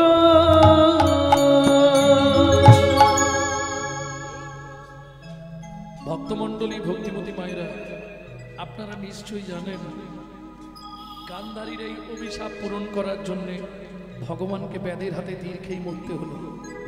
সময় আছে তো বলি, না বাড়ি যাবার তাড়া আছে? সময় যদি থাকে বলবো, নাহলে কাটছাট করে দেবো। তাহলে শুনে নিন, ব্যাধ জরা ব্যাধ যেদিন তীর মারল, ভগবানের দেহটা মাটিতে পড়ে গেল। সবাই তো কীর্তন শোনেন সব সময়। আমাদের বিপদ হলে আমরা ভগবানকে ডাকি। যেদিন ভগবানের ওই অবস্থা, ভগবান সবার প্রথম কার নাম ধরে ডেকেছিল? এটা স্কন্দ পুরাণ থেকে বলছি। কার নাম ধরে ডাকলো ভগবান? অর্জুন, অর্জুন। সব থেকে প্রিয় ভক্ত ছিল ভগবানের অর্জুন। ছুটতে ছুটতে আসছে অর্জুন। ভাবুন, দ্বারকার জঙ্গলে ভগবান শ্রীকৃষ্ণ ব্যাধের হাতে তীর খেয়ে মাটিতে পড়ল, ছটপট করছে মৃত্যু যন্ত্রণায় ভগবান। অর্জুন ছুটতে ছুটতে এলো। ভক্তমণ্ডলী, ভক্তিমতী মায়েরা, ভগবান মৃত্যুর আগে জানিয়ে দিল, অর্জুন তুমি দ্বারকাবাসীকে দ্বারকাপুরী থেকে বের করে নাও। আমার মৃত্যুর 1 দণ্ড পর দ্বারকার ওই প্রাসাদ জলের নিচে চলে যাবে। এটাই আমার বিশ্বকর্মার সঙ্গে চুক্তি করা ছিল। অর্জুন ছুটতে ছুটতে দ্বারকায় খবর দিল। যেতে যেতে পথে দেখে উদ্ধব। উদ্ধব এখানে দাঁড়িয়ে, তাড়াতাড়ি যাও, কৃষ্ণের শেষ অন্তিম দৃশ্যটা দেখে নাও। ভক্তমণ্ডলী, ভক্তিমতী মায়েরা সবাই এসে দাঁড়ালো ভিড়ে। তখনও কৃষ্ণ মরেনি, মৃত্যুকালে বার বার থাকছে, অর্জুন, অর্জুন কোথায় প্রাণের সখা, একবার এসে দাও দেখা। কোথায় প্রাণের সখা, একবার এসে দাও দেখা। দেহ ছাড়ি প্রাণ বাহির হয়, মন দেহ ছাড়ি প্রাণ বাহির হয়। ভগবান শ্রীকৃষ্ণ, অর্জুন এসে বসলেন, অর্জুনের কোলে মাথা রাখলেন। ভগবান কৃষ্ণ শেষ নিঃশ্বাস ত্যাগ করলেন। ও মায়েরা, ভগবানের দেহ পুরানোর জন্য আমাদের মতনই ব্যবস্থা হয়েছিল। এগুলো জেনে নিন, স্কন্দ পুরাণ থেকে বলে দিচ্ছি আমি। চন্দন কাঠ সাজানো হলো। কি সাজানো হয়? চিতা। ঘি মাখানো হলো কৃষ্ণের সারা শরীরে। চন্দন কাঠেও ঘি মাখানো হলো। চন্দন কাঠের ওপর ভগবানের দেহটা তুলে দেয়া হলো। অগ্নি সংযোগ হবে, পুরানো হবে কৃষ্ণকে। কোথায়? দ্বারকার জঙ্গলের ধারে, সামনেই নদী, ভৈরাবতী নদী। ওইখানেই পুরানো হবে কৃষ্ণকে, অগ্নি সংযোগ হবে। কাঁদি কহে অগ্নিদেব, শোনো হে অর্জুন। কাঁদি কহে অগ্নিদেব, শোনো হে অর্জুন। কৃষ্ণ অঙ্গে তাপ দিলে, হরি বল, হরি বল,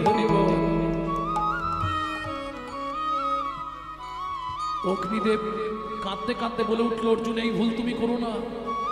শত চেষ্টা করলেও পৃথিবীর সব মানুষ যদি চেষ্টা করে এক বিন্দু আগুন লাগাতে পারবে না, আমি দেব না লাগাতে। কেন কেন দেবে না? তুমি বোঝো না অর্জুন, যে অঙ্গে তুলসী চন্দন দিতে কর কেঁপে যায় সেই অঙ্গে আমি তাপ দেব, তাহলে দেহ কি হবে? দৈববাণী হলো, অর্জুন চিন্তা করো না, আমার দেহটা ওই সাগরের জলে নিক্ষেপ করে দাও। ও মায়েরা, এইবার চলুন শেষটা বলি। যেদিন ফেলে দিল স্রোতের টানে শ্রীকৃষ্ণের দেহ ভেসে যাচ্ছে, দেহটা যাচ্ছে জলে ভেসে, আর স্থলে ভেসে যাচ্ছে কে? জরাব্যাধ। যে কৃষ্ণকে মেরেছিল সে আর বাড়ি ফিরে আসে। জরাব্যাধ যাচ্ছে, যত দূর দেহ গেছে তত দূর গেছে। একটা জায়গায় দাঁড়িয়ে গেল, দেহটা আস্তে আস্তে স্থির হয়ে গেল। জরাব্যাধ আর পাচ্ছে না, এবার আমায় রেহাই দাও।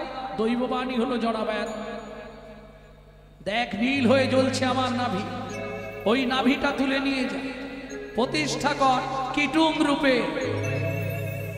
কি শব্দে? কৃষ্ণ। টুং মানে নাভি, শ্রীকৃষ্ণের নাভিকে দেবতা রূপে প্রতিষ্ঠা করা হলো। আর তুই এখানেই সংসার করবি, তোর বংশেই জন্মগ্রহণ করবে বিশ্বা বসু। জরাব্যাধের বংশধরী হলো বিশ্বা বসু। ওই কীটুং প্রতিষ্ঠা হলো, ওই কীটুং এর পরবর্তীতে নাম হলো নীল মাধব, তার পরবর্তীতে নাম হলো জয় জগন্নাথ। তাহলে বুঝে নেওয়া গেল। এইবার বলবো পাপ কখনো বাপকে ছাড়ে না। তাহলে জগাই মাধাই নিত্যানন্দ প্রভু কি পাপ করেছিল? মাথায় কলসির কানা দিয়ে মেরে কপালটা ফাটিয়ে দিল। এটা বললেই উদ্ধার শেষ। চৈতন্য ভাগবত প্রেম সে বলো চৈতন্য মহাপ্রভু কি জয়। ভক্তমণ্ডলী ভক্তিমতী মায়েরা, আজকে ঠিক করেছিলাম শুধু গৌর কথাই বলবো, কারণ কাল তো মহাপ্রভুর জন্মদিন। আর সত্যি কথা বলতে আমাদের গৌর কথাটা শোনাই কর্তব্য, কারণ আমরা গৌর দেশে ছেলে মেয়ে, আমাদের অন্য কথা না শুনলেও হবে। জয় গৌর, প্রেমানন্দে বলো জয় চৈতন্য মহাপ্রভুর জয়। ভক্তমণ্ডলী ভক্তিমতী মায়েরা, এইবার চলুন জগাই মাধাই কি পাপ করেছিল। ধরুন আপনাদের সঙ্গে আমার পরিচয় হলো, এই বাবুর সঙ্গে আমার বহুদিনের পরিচয়। হঠাৎ রাস্তায় দেখা, বাবু কোথায় যাচ্ছেন? মেয়ের বাড়ি। প্রচন্ড রোদের তাপ, একটু হরিনাম করতে করতে যান, যদি সান স্ট্রোক হয়ে যায় তবু নাম করতে করতে মরতে পারবেন। উনি আমাকে এক চড় মেরে দেবে? এটা হয় কি? তাহলে নিত্যানন্দ প্রভু বললে মাদাই তোরা হরিনাম কর, বলতেই মেরে দিল? না, ওরে রসনা, পাপ কোনোদিন বাপ কেউ ছাড়ে না। কি পাপ করেছিল ভালো করে শুনে নিন, এইবার বলবো। হ্যাঁ, নিত্যানন্দ প্রভু বলছে মাধাই, ও মাধাই, কি তোরা যে সুরা খাস কতক্ষণ নেশা থাকে? কারণ হরিদাসকে নিয়ে নিত্যানন্দ প্রভু যাচ্ছে, আর মহাপ্রভু বলেছে খারাপ লোককে নাম দিতে হবে। হেন কালে পথে দেখে দুই মাতোয়ার, হেন কালে পথে দেখে দুই মাতোয়ার, কৃপা করতে গেল তাদের নিতাই দয়াল, তাদের কৃপা করতে গেল নিতাই দয়াল। এই মাতালদেরকে হরিনাম দিলেই জগৎ পেয়ে যাবে নাকি? খারাপ লোকেরাই হরি বল হরি বল। এই মাধাই, কি তোরা যে সুরা খাস কতক্ষণ নেশা থাকে? বাবাজি, সন্ধে পর্যন্ত গলা ভর্তি করে খাই, সকালে ঘুম থেকে উঠে দেখি আর কিচ্ছু নাই।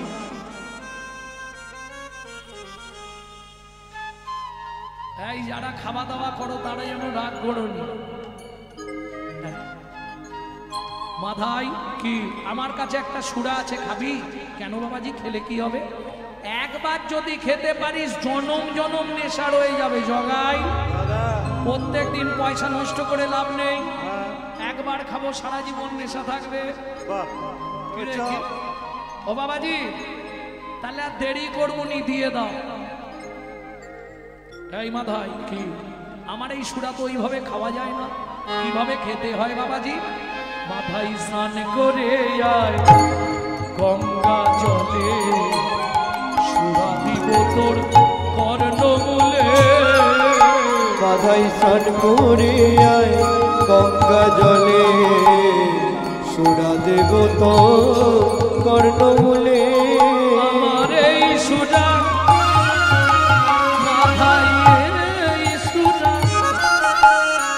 এই সুরা একবার খেলে ভব ব্যাধি যাবে চলে স্নান করে আয় গঙ্গা জলে সুরা দেব তো কর্ণমূলে স্নান করে আয় গঙ্গা জলে দেখেছিস দেখেছিস বাবাজি স্নান করতে বলছে মানে আমাদের নেড়া করবে মার বাবাজিকে মার মার মার মার মেরে দিল এটা মেনে নেবেন তো না এর পিছনে একটা রহস্য আছে সেটা আপনারা জানেননি সেটা আজকে ভাঙবো কি রহস্যের জন্য নিত্যানন্দের কপাল ফাটলো জানেন বাবা জানেন না একটু শুনবেন মন দিয়ে আমার সমস্ত ভক্তের কাছে অনুরোধ রইল একটু মনটা আমাকে দিন একটি মেয়ে বনভ্রমণ করতে করতে একটি ছেলেকে দেখে বললে শুনছো কি আমার নয় তোমাকে খুব ভালো লাগে বলতে পারি না ভালো কথা ভালো লাগতেই পারে না লাগার কি আছে বলে শোনো না তোমার দাদাকে প্রথম ভালোবাসছিলাম মনে মনে কিন্তু শুনে ফেলেছি তোমার দাদার বউ আছে তোমার তো বউ নেই তাই তোমাকে আমার খুব পছন্দ হয় তুমি আমায় বিয়ে করবে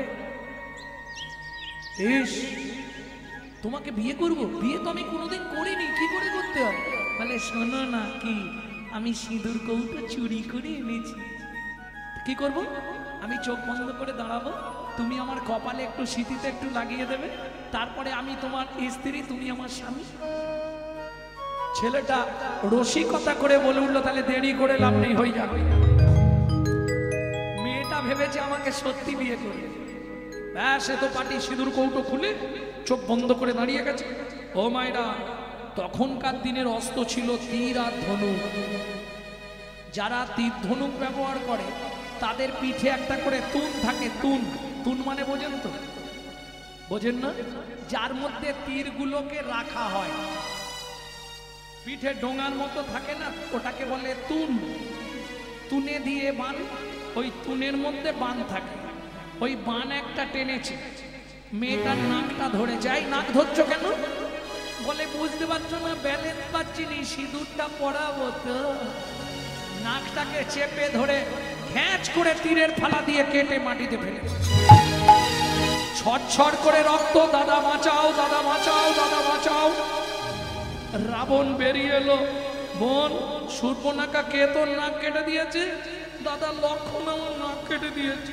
তুই কাঁদবি না বোন তুই কাঁদবি না তোর চোখের জলে আমার লঙ্কা বুড়িটা পিছল হয়ে যাবে আমি তোর মাথা ছুঁয়ে প্রতিজ্ঞা করছি এ জন্মে তোর নাক কেটে রক্ত ঝরিয়েছে কোনো না কোনো জন্মে গিয়ে ওর আমি কপাল ফাটিয়ে রক্ত ঝরাবোই ঝরাবো ওরে রসনা পাপ কোনোদিন বাপকে ছাড়ে না পাপ কোনোদিন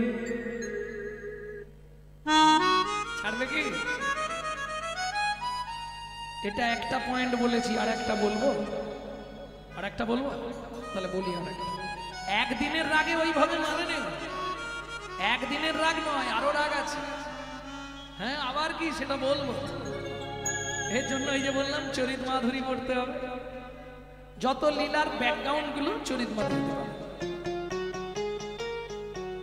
দ্বিতীয় ওমা সবাই জানেন রুক্মিণী মনে প্রাণে কৃষ্ণকে ভালোবাসে সবাই জানেন এইবার রুক্মিণীর দাদা রুগ্মী জোর করে শিশুপালের সঙ্গে রুক্মিণীর বিয়ে দিয়ে দিচ্ছে রুক্মিণী বট পাতায় চিঠি লিখে ব্রাহ্মণ ঠাকুরকে দিয়ে পাঠিয়েছে কৃষ্ণের কাছে ব্রাহ্মণ ঠাকুর যজ্ঞেশ্বর ভোলানাথের পুজো করতে যেত আর রুক্মিণী প্রত্যেক দিন তাকে চাল কলা দিত এই যে ঠাকুর চাল কলা বেশি দেবো এটা পৌঁছে দিও বট পাতায় লিখেছে কি দিয়ে চোখের জল দিয়ে লিখেছে কৃষ্ণ তোমায় চিঠি লিখি আমার চোখের জলে যেথা থাকো সেথায়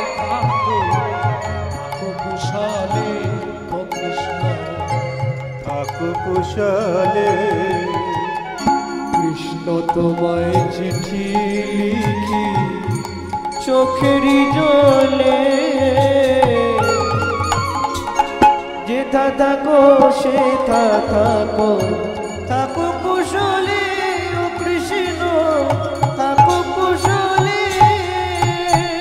আস্তে আস্তে আস্তে আস্তে ভক্তমণ্ডলী ভক্তিমতী মায়েরা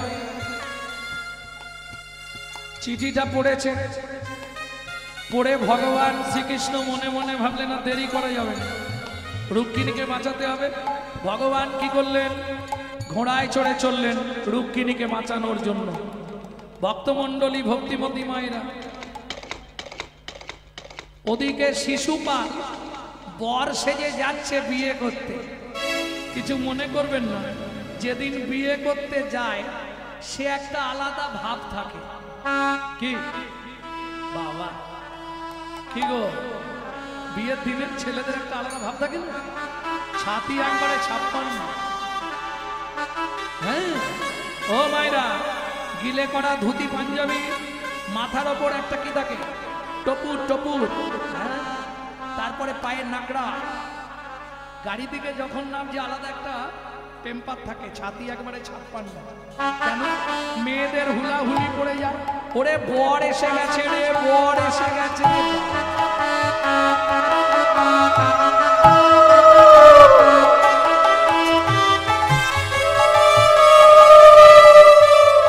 আস্তে, এই তত্ত্বটা শুনে রাখুন। সবাই বলে পুরুষ নারীকে বিয়ে করে, এটা 100 মিথ্যে কথা। পুরুষ কোনোদিন নারীকে বিয়ে করে না, নারী পুরুষকে বিয়ে করে। কি করে হয় এটা? তত্ত্বটা শুনে নিন। পুরুষ গিয়ে দাঁড়ালো, এমন বোকা, গিলে করা ধুতি পাঞ্জাবি পরলি, মাথায় টুপুরটা নিলি, তার টুপুরের ওপর যে ঝাঁটকাঠিটা আছে ওটা খুলে ফেলে দে। শালা মাথায় ঝাঁটকাঠি নিয়ে বিয়ে করতে যাচ্ছে কেন? ওটাই তো সিম্বল, যেদিন থেকে বিয়ে করলি কপালে একটা ঝাঁটা তুলে রাখ। এ তো গিয়ে দাঁড়িয়েছে একবারে যেন কিচ্ছু জানে না, কোথায় দাঁড়ায় তুমি বলতে পারবে না, তোমার অনেক আগে হয়ে গেছে, এখনকার বউ জানবে। এই ছাদ না তলা, ঠিক আছে, গিয়ে গো বেচারের মতো দাঁড়ায় না।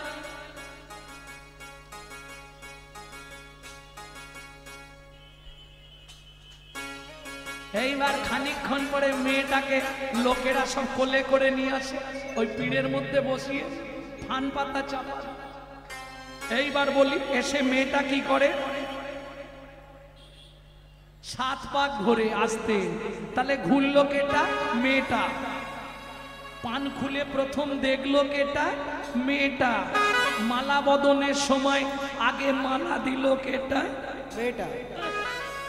মেয়েটা। আর বলবো, হাত বাঁধার সময় হাত প্রথম দিল কার? মেয়েটা। খই পোড়ানোর সময় কে আগে আগে যায়? মেয়েটা। এবার বিচার করুন, তাহলে বিয়ে করলো কেটা?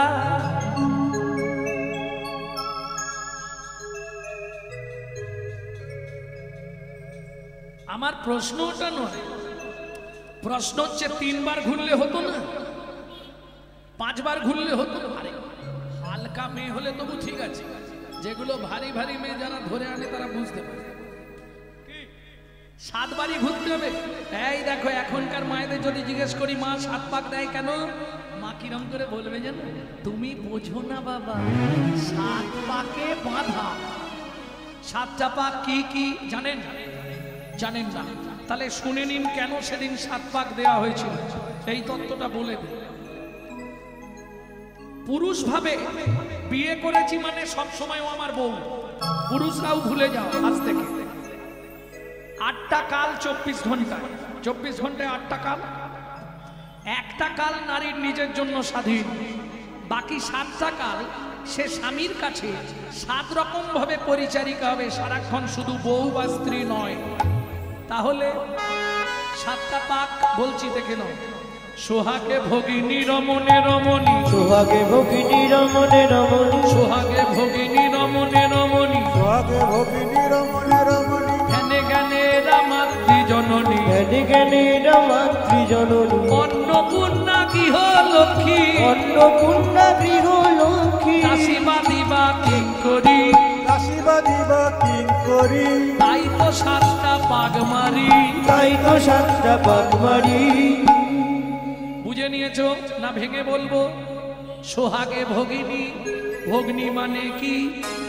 বোন, রমণে রমণী বউ, ধ্যানে জননী। যখন ভাত খেতে দেবে তোমাকে তখন অন্নপূর্ণা, যখন সন্ধেবেলায় তুলসী তলায় পু তখন গৃহলক্ষ্মী, যখন রাত্রিবেলায় তোমার পায়ে তেল দেবে তখন দাসী। এখন উল্টে গেছে মাসি। হ্যাঁ কি গো? আর বাদী, বাদীটা সহজে দেখা যায় রে। বাদীটা হচ্ছে অন্য, টোটালি ডিটাচ। বাদীটা কিরকম জানো তো? পুরো বিপক্ষে, স্বামীর বিপক্ষে চলে যায় স্ত্রী। কখন? আসতে অনেক সহ্য করে করে করে করে যখন ধৈর্যের বাঁধ ভেঙে যায়, এইবার স্বামীর বিপক্ষে পুরো, তাই তো? এই একটা বাদী হয়। আর আমি কিন্তু একটা কথাই যে কোনো বৌদিকে বাদী করে দেবো। খালি গিয়ে বলে দিতে হবে, বৌদি কি দাদাকে দেখলাম চম্পার মায়ের সঙ্গে তেঁতুল তলায় গুজগুজ করছে, এইটা বলে দিয়ে তুমি বাড়ি চলে যাও, এবার খেলা শুরু। কেন? নারী হচ্ছে প্রতিহিংসাময়ী। এটা কোথা থেকে এসছে? হাসলেন তো সবাই। এটা এসেছে কোথা থেকে? গোলক বৃন্দাবন থেকে। কি করে? সময় আছে তো বলি তাহলে। হ্যাঁ, কি করে এলো এটা? ভালো করে তত্ত্বটা শুনে নিন। রাধারানী মালা গাঁথছে, এক সখী গিয়ে বলছে, রাধে ওরাই কার তরে গাঁথ মালা কুসুমের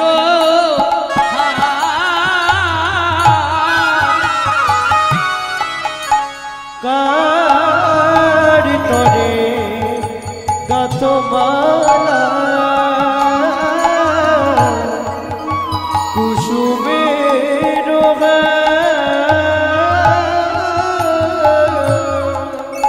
কার জন্য মালা গাচ্ছিস রে? এই রাধে শুনে নে, সেই কৃষ্ণ করেছে আজু বিরজা বিহার।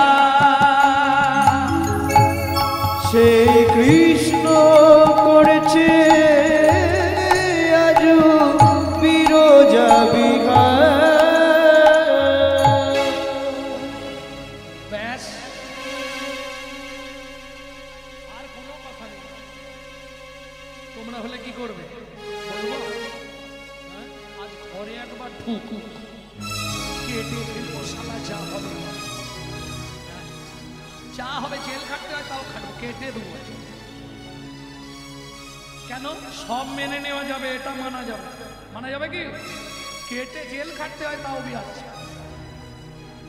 উমা রাধারানী কি করলো জানো? ক্রোধে কাঁপে ধ্বনি ঝলকে মুখানি, ওরে কাপে ধনি ঝলক মুখানি, ক্রোধে কাঁপে ধ্বনি ঝলকে মুখানি, ওরে কাপে ধনি ঝলক মুখানি। উদয় পূর্ণিমা শশী, উদয় পূর্ণিমা শশী, বিরজা বলিয়ে চলিল ধাইয়ে, বিরজা বলিয়ে চলিল ধাইয়ে। সম্মুখে দাঁড়ালো আসি, সম্মুখে দাঁড়ালো আসি। বলে দে দে শ্রীরাম দান ছেড়ে দে, এতে ছিলাম দাঁড় ছেড়ে দে, দে দে শ্রীরাম দান ছেড়ে দে। এতে ছিলাম দাঁড় ছেড়ে দে। এই শ্রীরাম সরে যা। শ্রীরাম কোনো কথা শুনবে না, রাধারানীকে ঢুকতে দেবে না। শ্রীরামকে অভিশাপ দিল, দিয়ে রাধারানী কি করলো? কুঞ্জে আগুন লাগিয়ে দিল। কুঞ্জে আগুন লাগিয়ে দিল, দাউ দাউ করে কুঞ্জ জ্বলছে। গোবিন্দ বলে, বিরজার গতি নাই, দুজনে পুড়ে হব ছাই। বিরজা বলে, তুমি তোমার মাকে ডাকো। কোন মাকে? পূর্ণমাসী যোগমায়াকে। গোবিন্দ ডাকলেন, পূর্ণমাসী যোগমায়া এসে দাঁড়ালেন। কি হয়েছে খোকা? বলে, মা গো তুমি একটা কৃপা করে দাও। কি কৃপা? বিরজাকে নদী করে দাও, আর আমাকে সর্পরূপ দিয়ে দাও, আমি বেয়ে পালিয়ে যাই। পূর্ণমাসী যোগমায়া বিরজাকে নদী করে দিল, গোবিন্দকে সর্পরূপ দিল। রাধারানী দেখে কুঞ্জপুরে ছাই, কোথাও কিছু নাই, মাঝখানে নদী এক বয়ে চলে যায়। মাঝখানে নদী এক বয়ে চলে যায়। সর্পরূপ ধরি কৃষ্ণ বাইছে তথা, সর্বরূপ ধরি কৃষ্ণ বাইছে তথা। মাঝখানে নদী এক বয়ে চলে যায়। মাঝখানে নদী বয়ে চলে যায়। রাধারানী চোখ বন্ধ করে সব দেখে নিলেন, সাধিকা না। আস্তে মা নাতনি, তুমি গোবিন্দকে সর্পরূপ দিলে, বিরজাকে নদী করলে, লীলা যখন করতে চাইছো ভালো করেই করো, আমায় ময়ূর রূপে সাজিয়ে দাও মা। ময়ূর ঢুকে সাজিয়ে দাও মা। দেখবো কেমনে সর্প পালাতে পারে, ময়ূর রূপে সাজিয়ে দাও মা। দেখবো কেমনে সর্প পালাতে পারে, ময়ূর রূপে সাজায় দাও মা। ও মা ছুটে গিয়ে ময়ূর চঞ্চুপুট মানে ঠোঁটে করে গোবিন্দ রূপ সর্পকে তুলে নিল। সধবা মায়েরা তত্ত্বটা কান খুলে শুনে নিন। এই যখনই তুলে নিল, ময়ূরের ঠোঁটের ধারে গোবিন্দ রূপ সর্পের অঙ্গটা কেটে গেল, তা থেকে রুধির স্খলিত হলো, অর্থাৎ রক্ত ঝরে পড়ল, যা থেকে পৃথিবীর পক্ষে প্রথম সিঁদুরের জন্ম হলো। যার জন্যে সিঁদুর পড়ার সময় জয় শ্রী রাধে, জয় শ্রী রাধে, জয় শ্রী রাধে, আয়ু বৃদ্ধি, যশ বৃদ্ধি, প্রতিষ্ঠা বৃদ্ধি। কিন্তু সিঁদুর পরা ভালো কোন আঙুলে? দেখাও মা, কে একদম দেখি নাভি দিলে কেন? অনামিকা। তার মানে আমার ইউটিউবটা খুব শোনো। অনামিকায় সিঁদুর পড়লে কি হয় বলো? স্বামীর পরমায়ু বৃদ্ধি হয়, সংসার সুখের হয়। আর যদি ভাবো স্বামীটাকে এদিক ওদিক করে দেবো, তাহলে করে আঙুলে পড়বে, ও 3-4 মাসের মধ্যে আউট। এইটা শেখানো উচিত নয়, জগন্নাথ এটা কেটে দেবে। ভক্তমণ্ডলী, ভক্তিমতী মায়েরা, তাহলে বুঝে নেওয়া গেল কোথা থেকে এই হিংসাটা এসেছে। এইবার বলি, পূর্ব হইতে ভোলা না দর্শনে ছিল, পূর্ব হইতে ভোলা না দর্শনে দিল। ধ্যানেতে বসিয়া ভোলা সকলে জানিল। আস্তে ওই যে বৃহৎ, আস্তে ও মাইরা, কুঞ্জপুরে ছাই হয়ে গেল। ওই ছাই নিয়ে সর্বপ্রথম খেলা হয়েছিল পৃথিবীতে, যা থেকে জন্ম। কাল যেটা আপনারা মাখামাখি করবেন, ফাগের জন্ম হলো, আবিরের জন্ম। কেন? কুঞ্জের ছাই পুড়ে কেন এটা হলো? কুঞ্জটা তৈরি হয়েছিল কি দিয়ে, সে আবার এক তত্ত্ব পরে কোনোদিন দেখা হলে বল। অনেক বলতে হবে এখন, শুধু শ্লোকটা বলে দিচ্ছি, শুনে নাও। বৃহস্পতি কিয়তে যজ্ঞে বংশমেক ভবিষ্যতি, উৎপত্তি বংশস্যে ন পার্বণি পঞ্চবিংশতি, নবাঙ্গে সরাঙ্গে বিষ্ণু সপ্তাঙ্গে পিনাকস্তদা, পঞ্চমে পরশুরাম ক্ষত্রিয় কুলো নিপাত্রিতা, তৃতীয় গান্ডীব বক্তা অর্জুনে ন সুলক্ষণ, একঙ্কে গোপিকা কান্ত গোপীকুল আকর্ষণ। বুঝলে না? পরে ভেঙে বলে দেবো। আচ্ছা,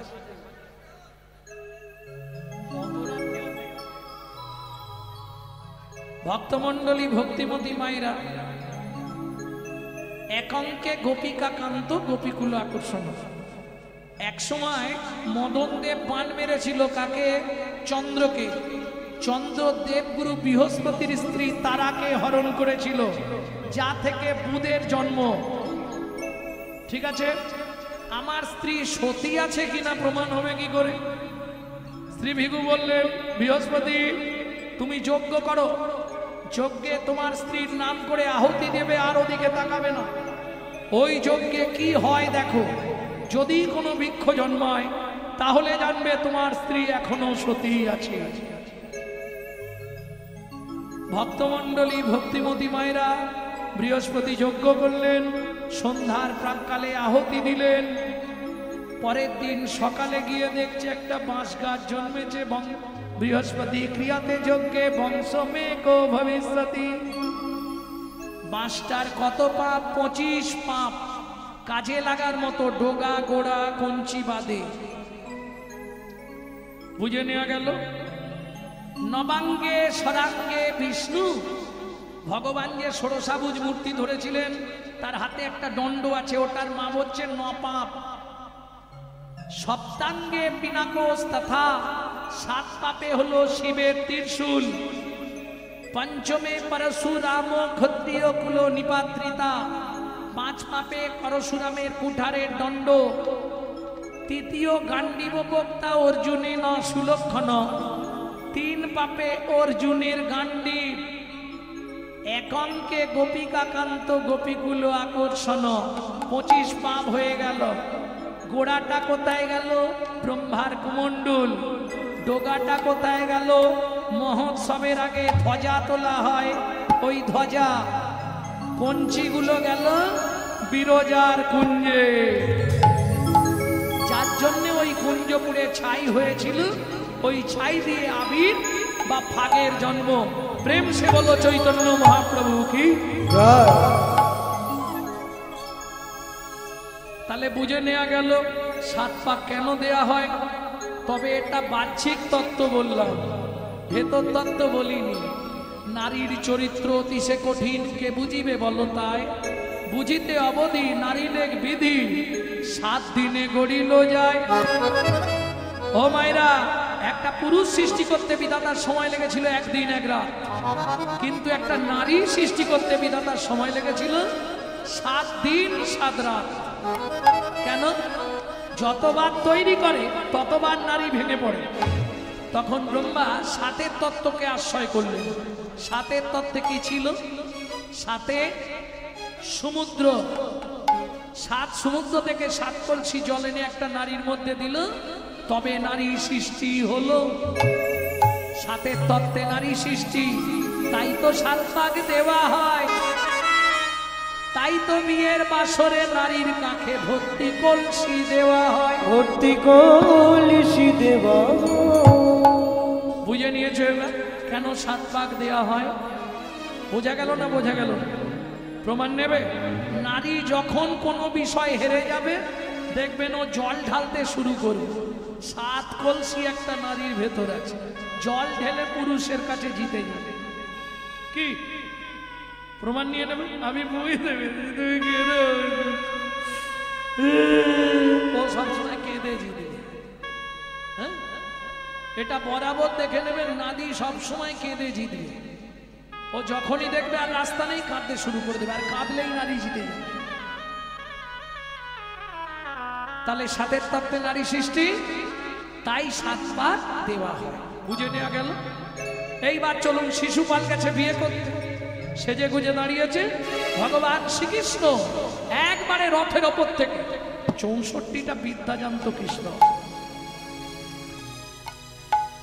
শান্তিপুনি মুনির কাছে শিখেছিলেন 60টা বিদ্যা, বাকি 4টে বিদ্যা নিজের বিদ্যা, যেটা পৃথিবীতে কেউ জানতো না। বুঝে গেল? 64টা বিদ্যার অধিকারী ভগবান, যার জন্য তিনি ভগবান। একদম রথের ওপর থেকে পিঠের চালে মারলো লাথি, মুখ থুবড়ে পড়ে গেল শিশুপাল। তুলে এনে একদম গুছিয়ে চাপ পেটা করেছে। আর ভগবান তো মারামারিতে খুব পটু ছিল না, দারুণ মারতে পারতে। হ্যাঁ, ও মা বকাসুর বধের সময় এগুলো পড়েননি আপনারা? ভাগবত শুনেছেন? এই বক খাবার খাবি, এই বক খাবার খাবি, বলে আয় হাঁকর দেখি কত খাবার একসঙ্গে খেতে পারবি। বক তো বোকা, বুঝতে পারেনি, হাঁ করেছে। ভগবান আস্তে আস্তে পাটা নিয়ে গিয়ে নিচের ঠোঁটটা চেপে দিয়েছে পায়ে, ওপরের ঠোঁটটা ধরে বলে এবার হাঁ কর। সে মনে মনে ভাবছে ওইটুকু কৃষ্ণ কতটা হাঁ করাবে আমাকে। এইবার কৃষ্ণ বাড়তে শুরু হলো, মাঝখান দিয়ে চিড়ে গেল, বকাসুর বধ হয়ে গেল। প্রচন্ড বুদ্ধিদত্ত, তবে তো সে না ভগবান।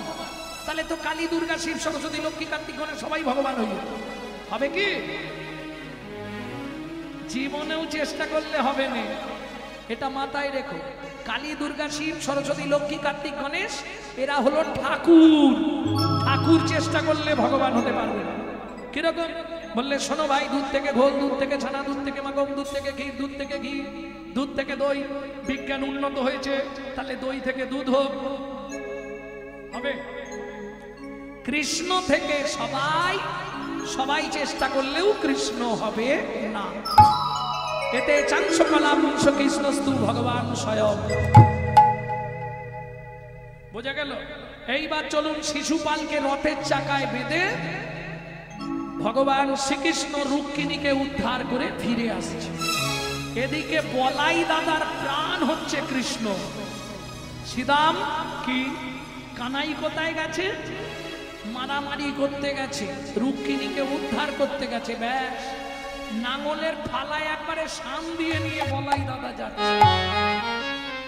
নব নট বড় নীলাম্বর, নব নট বড় নীলাম্বর, নব নট বড় নীলাম্বর, নব নট বড় নীলাম্বর, লম্বে ঝম্বে আওয়ে, লম্বে ঝম্বে আওরে, মদে মাতাল মুঞ্জর মদে, মদে মাতাল মুঞ্জর মদে, উলটে পালটে চাওয়ে, উলটে পালটে যাও। ভক্তমণ্ডলী ভক্তিমতী মায়েরা, বলাই দাদা যাচ্ছে আর কৃষ্ণ আসছে। আপনারা নিশ্চয়ই জানেন বলাই দাদা একটু তোদলা ছিল, জানেন তো? কেন? কান নাড়লে হবে না, আমার কাছে বলতে পারবে না? ছোটবেলায় কৃষ্ণ নুনি চুরি করে খেতে যেত, বলাই দাদাকে নিত না। সেই রাগে বলাই দাদা বাড়িতে যত গুড় থাকতো সব চুরি করে খেয়ে নিত। ছোটবেলায় বাচ্চাদের গুড় একদম খেতে দেবেন না। গুড় খেতে দিলে কিন্তু একটু বড় হলে ওর আলজিভ ছোট হয়ে যাবে, তোদলা হয়ে যাবে। কৃষ্ণ আসছে আর বলাই দাদা যাচ্ছে। কাকা কাকা কানাই রথ থামাও। কৃষ্ণ রথ থামালেন, গলায় কাপড় দিয়ে বলছে দাদা আমার অন্যায় হয়ে গেছে, নেবে এসে কথা বল। কৃষ্ণ নেবে এলেন। দাদা তোমাকে না জানিয়ে আমি রুক্মিণীকে উদ্ধার করে কি করেছিস? আনার দরকার নেই। একাই কাকে বেঁধেছিস? বলে ওই তো শিশুপাল আমার রুক্মিণীকে নিয়ে পালিয়ে যাচ্ছে। কুকু খুলে নিয়ে আয় ওকে, কুকু খুলে নিয়ে আয় ওকে। শিশুপালকে খুলে নিয়ে এলো। বলাই মাথাটা আলো করে ভেজা, মাথাটা ভিজিয়েছে, নাঙলের ফালা দিয়ে ঘেরাস ঘেরাস করে টানছে, পুরো ইডেন গার্ডেন করে দিয়েছে।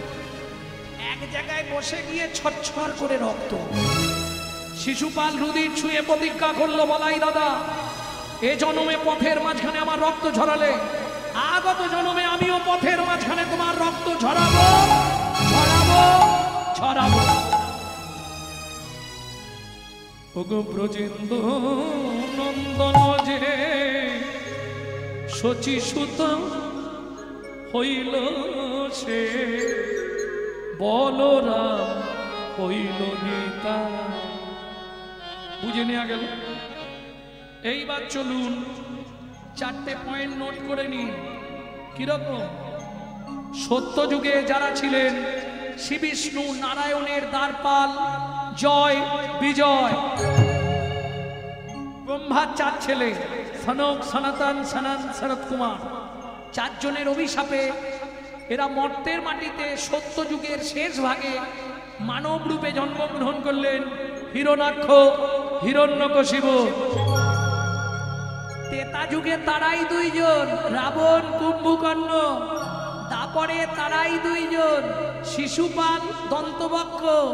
কলিতে তারাই দুই ভাই, জগাই মাধাই।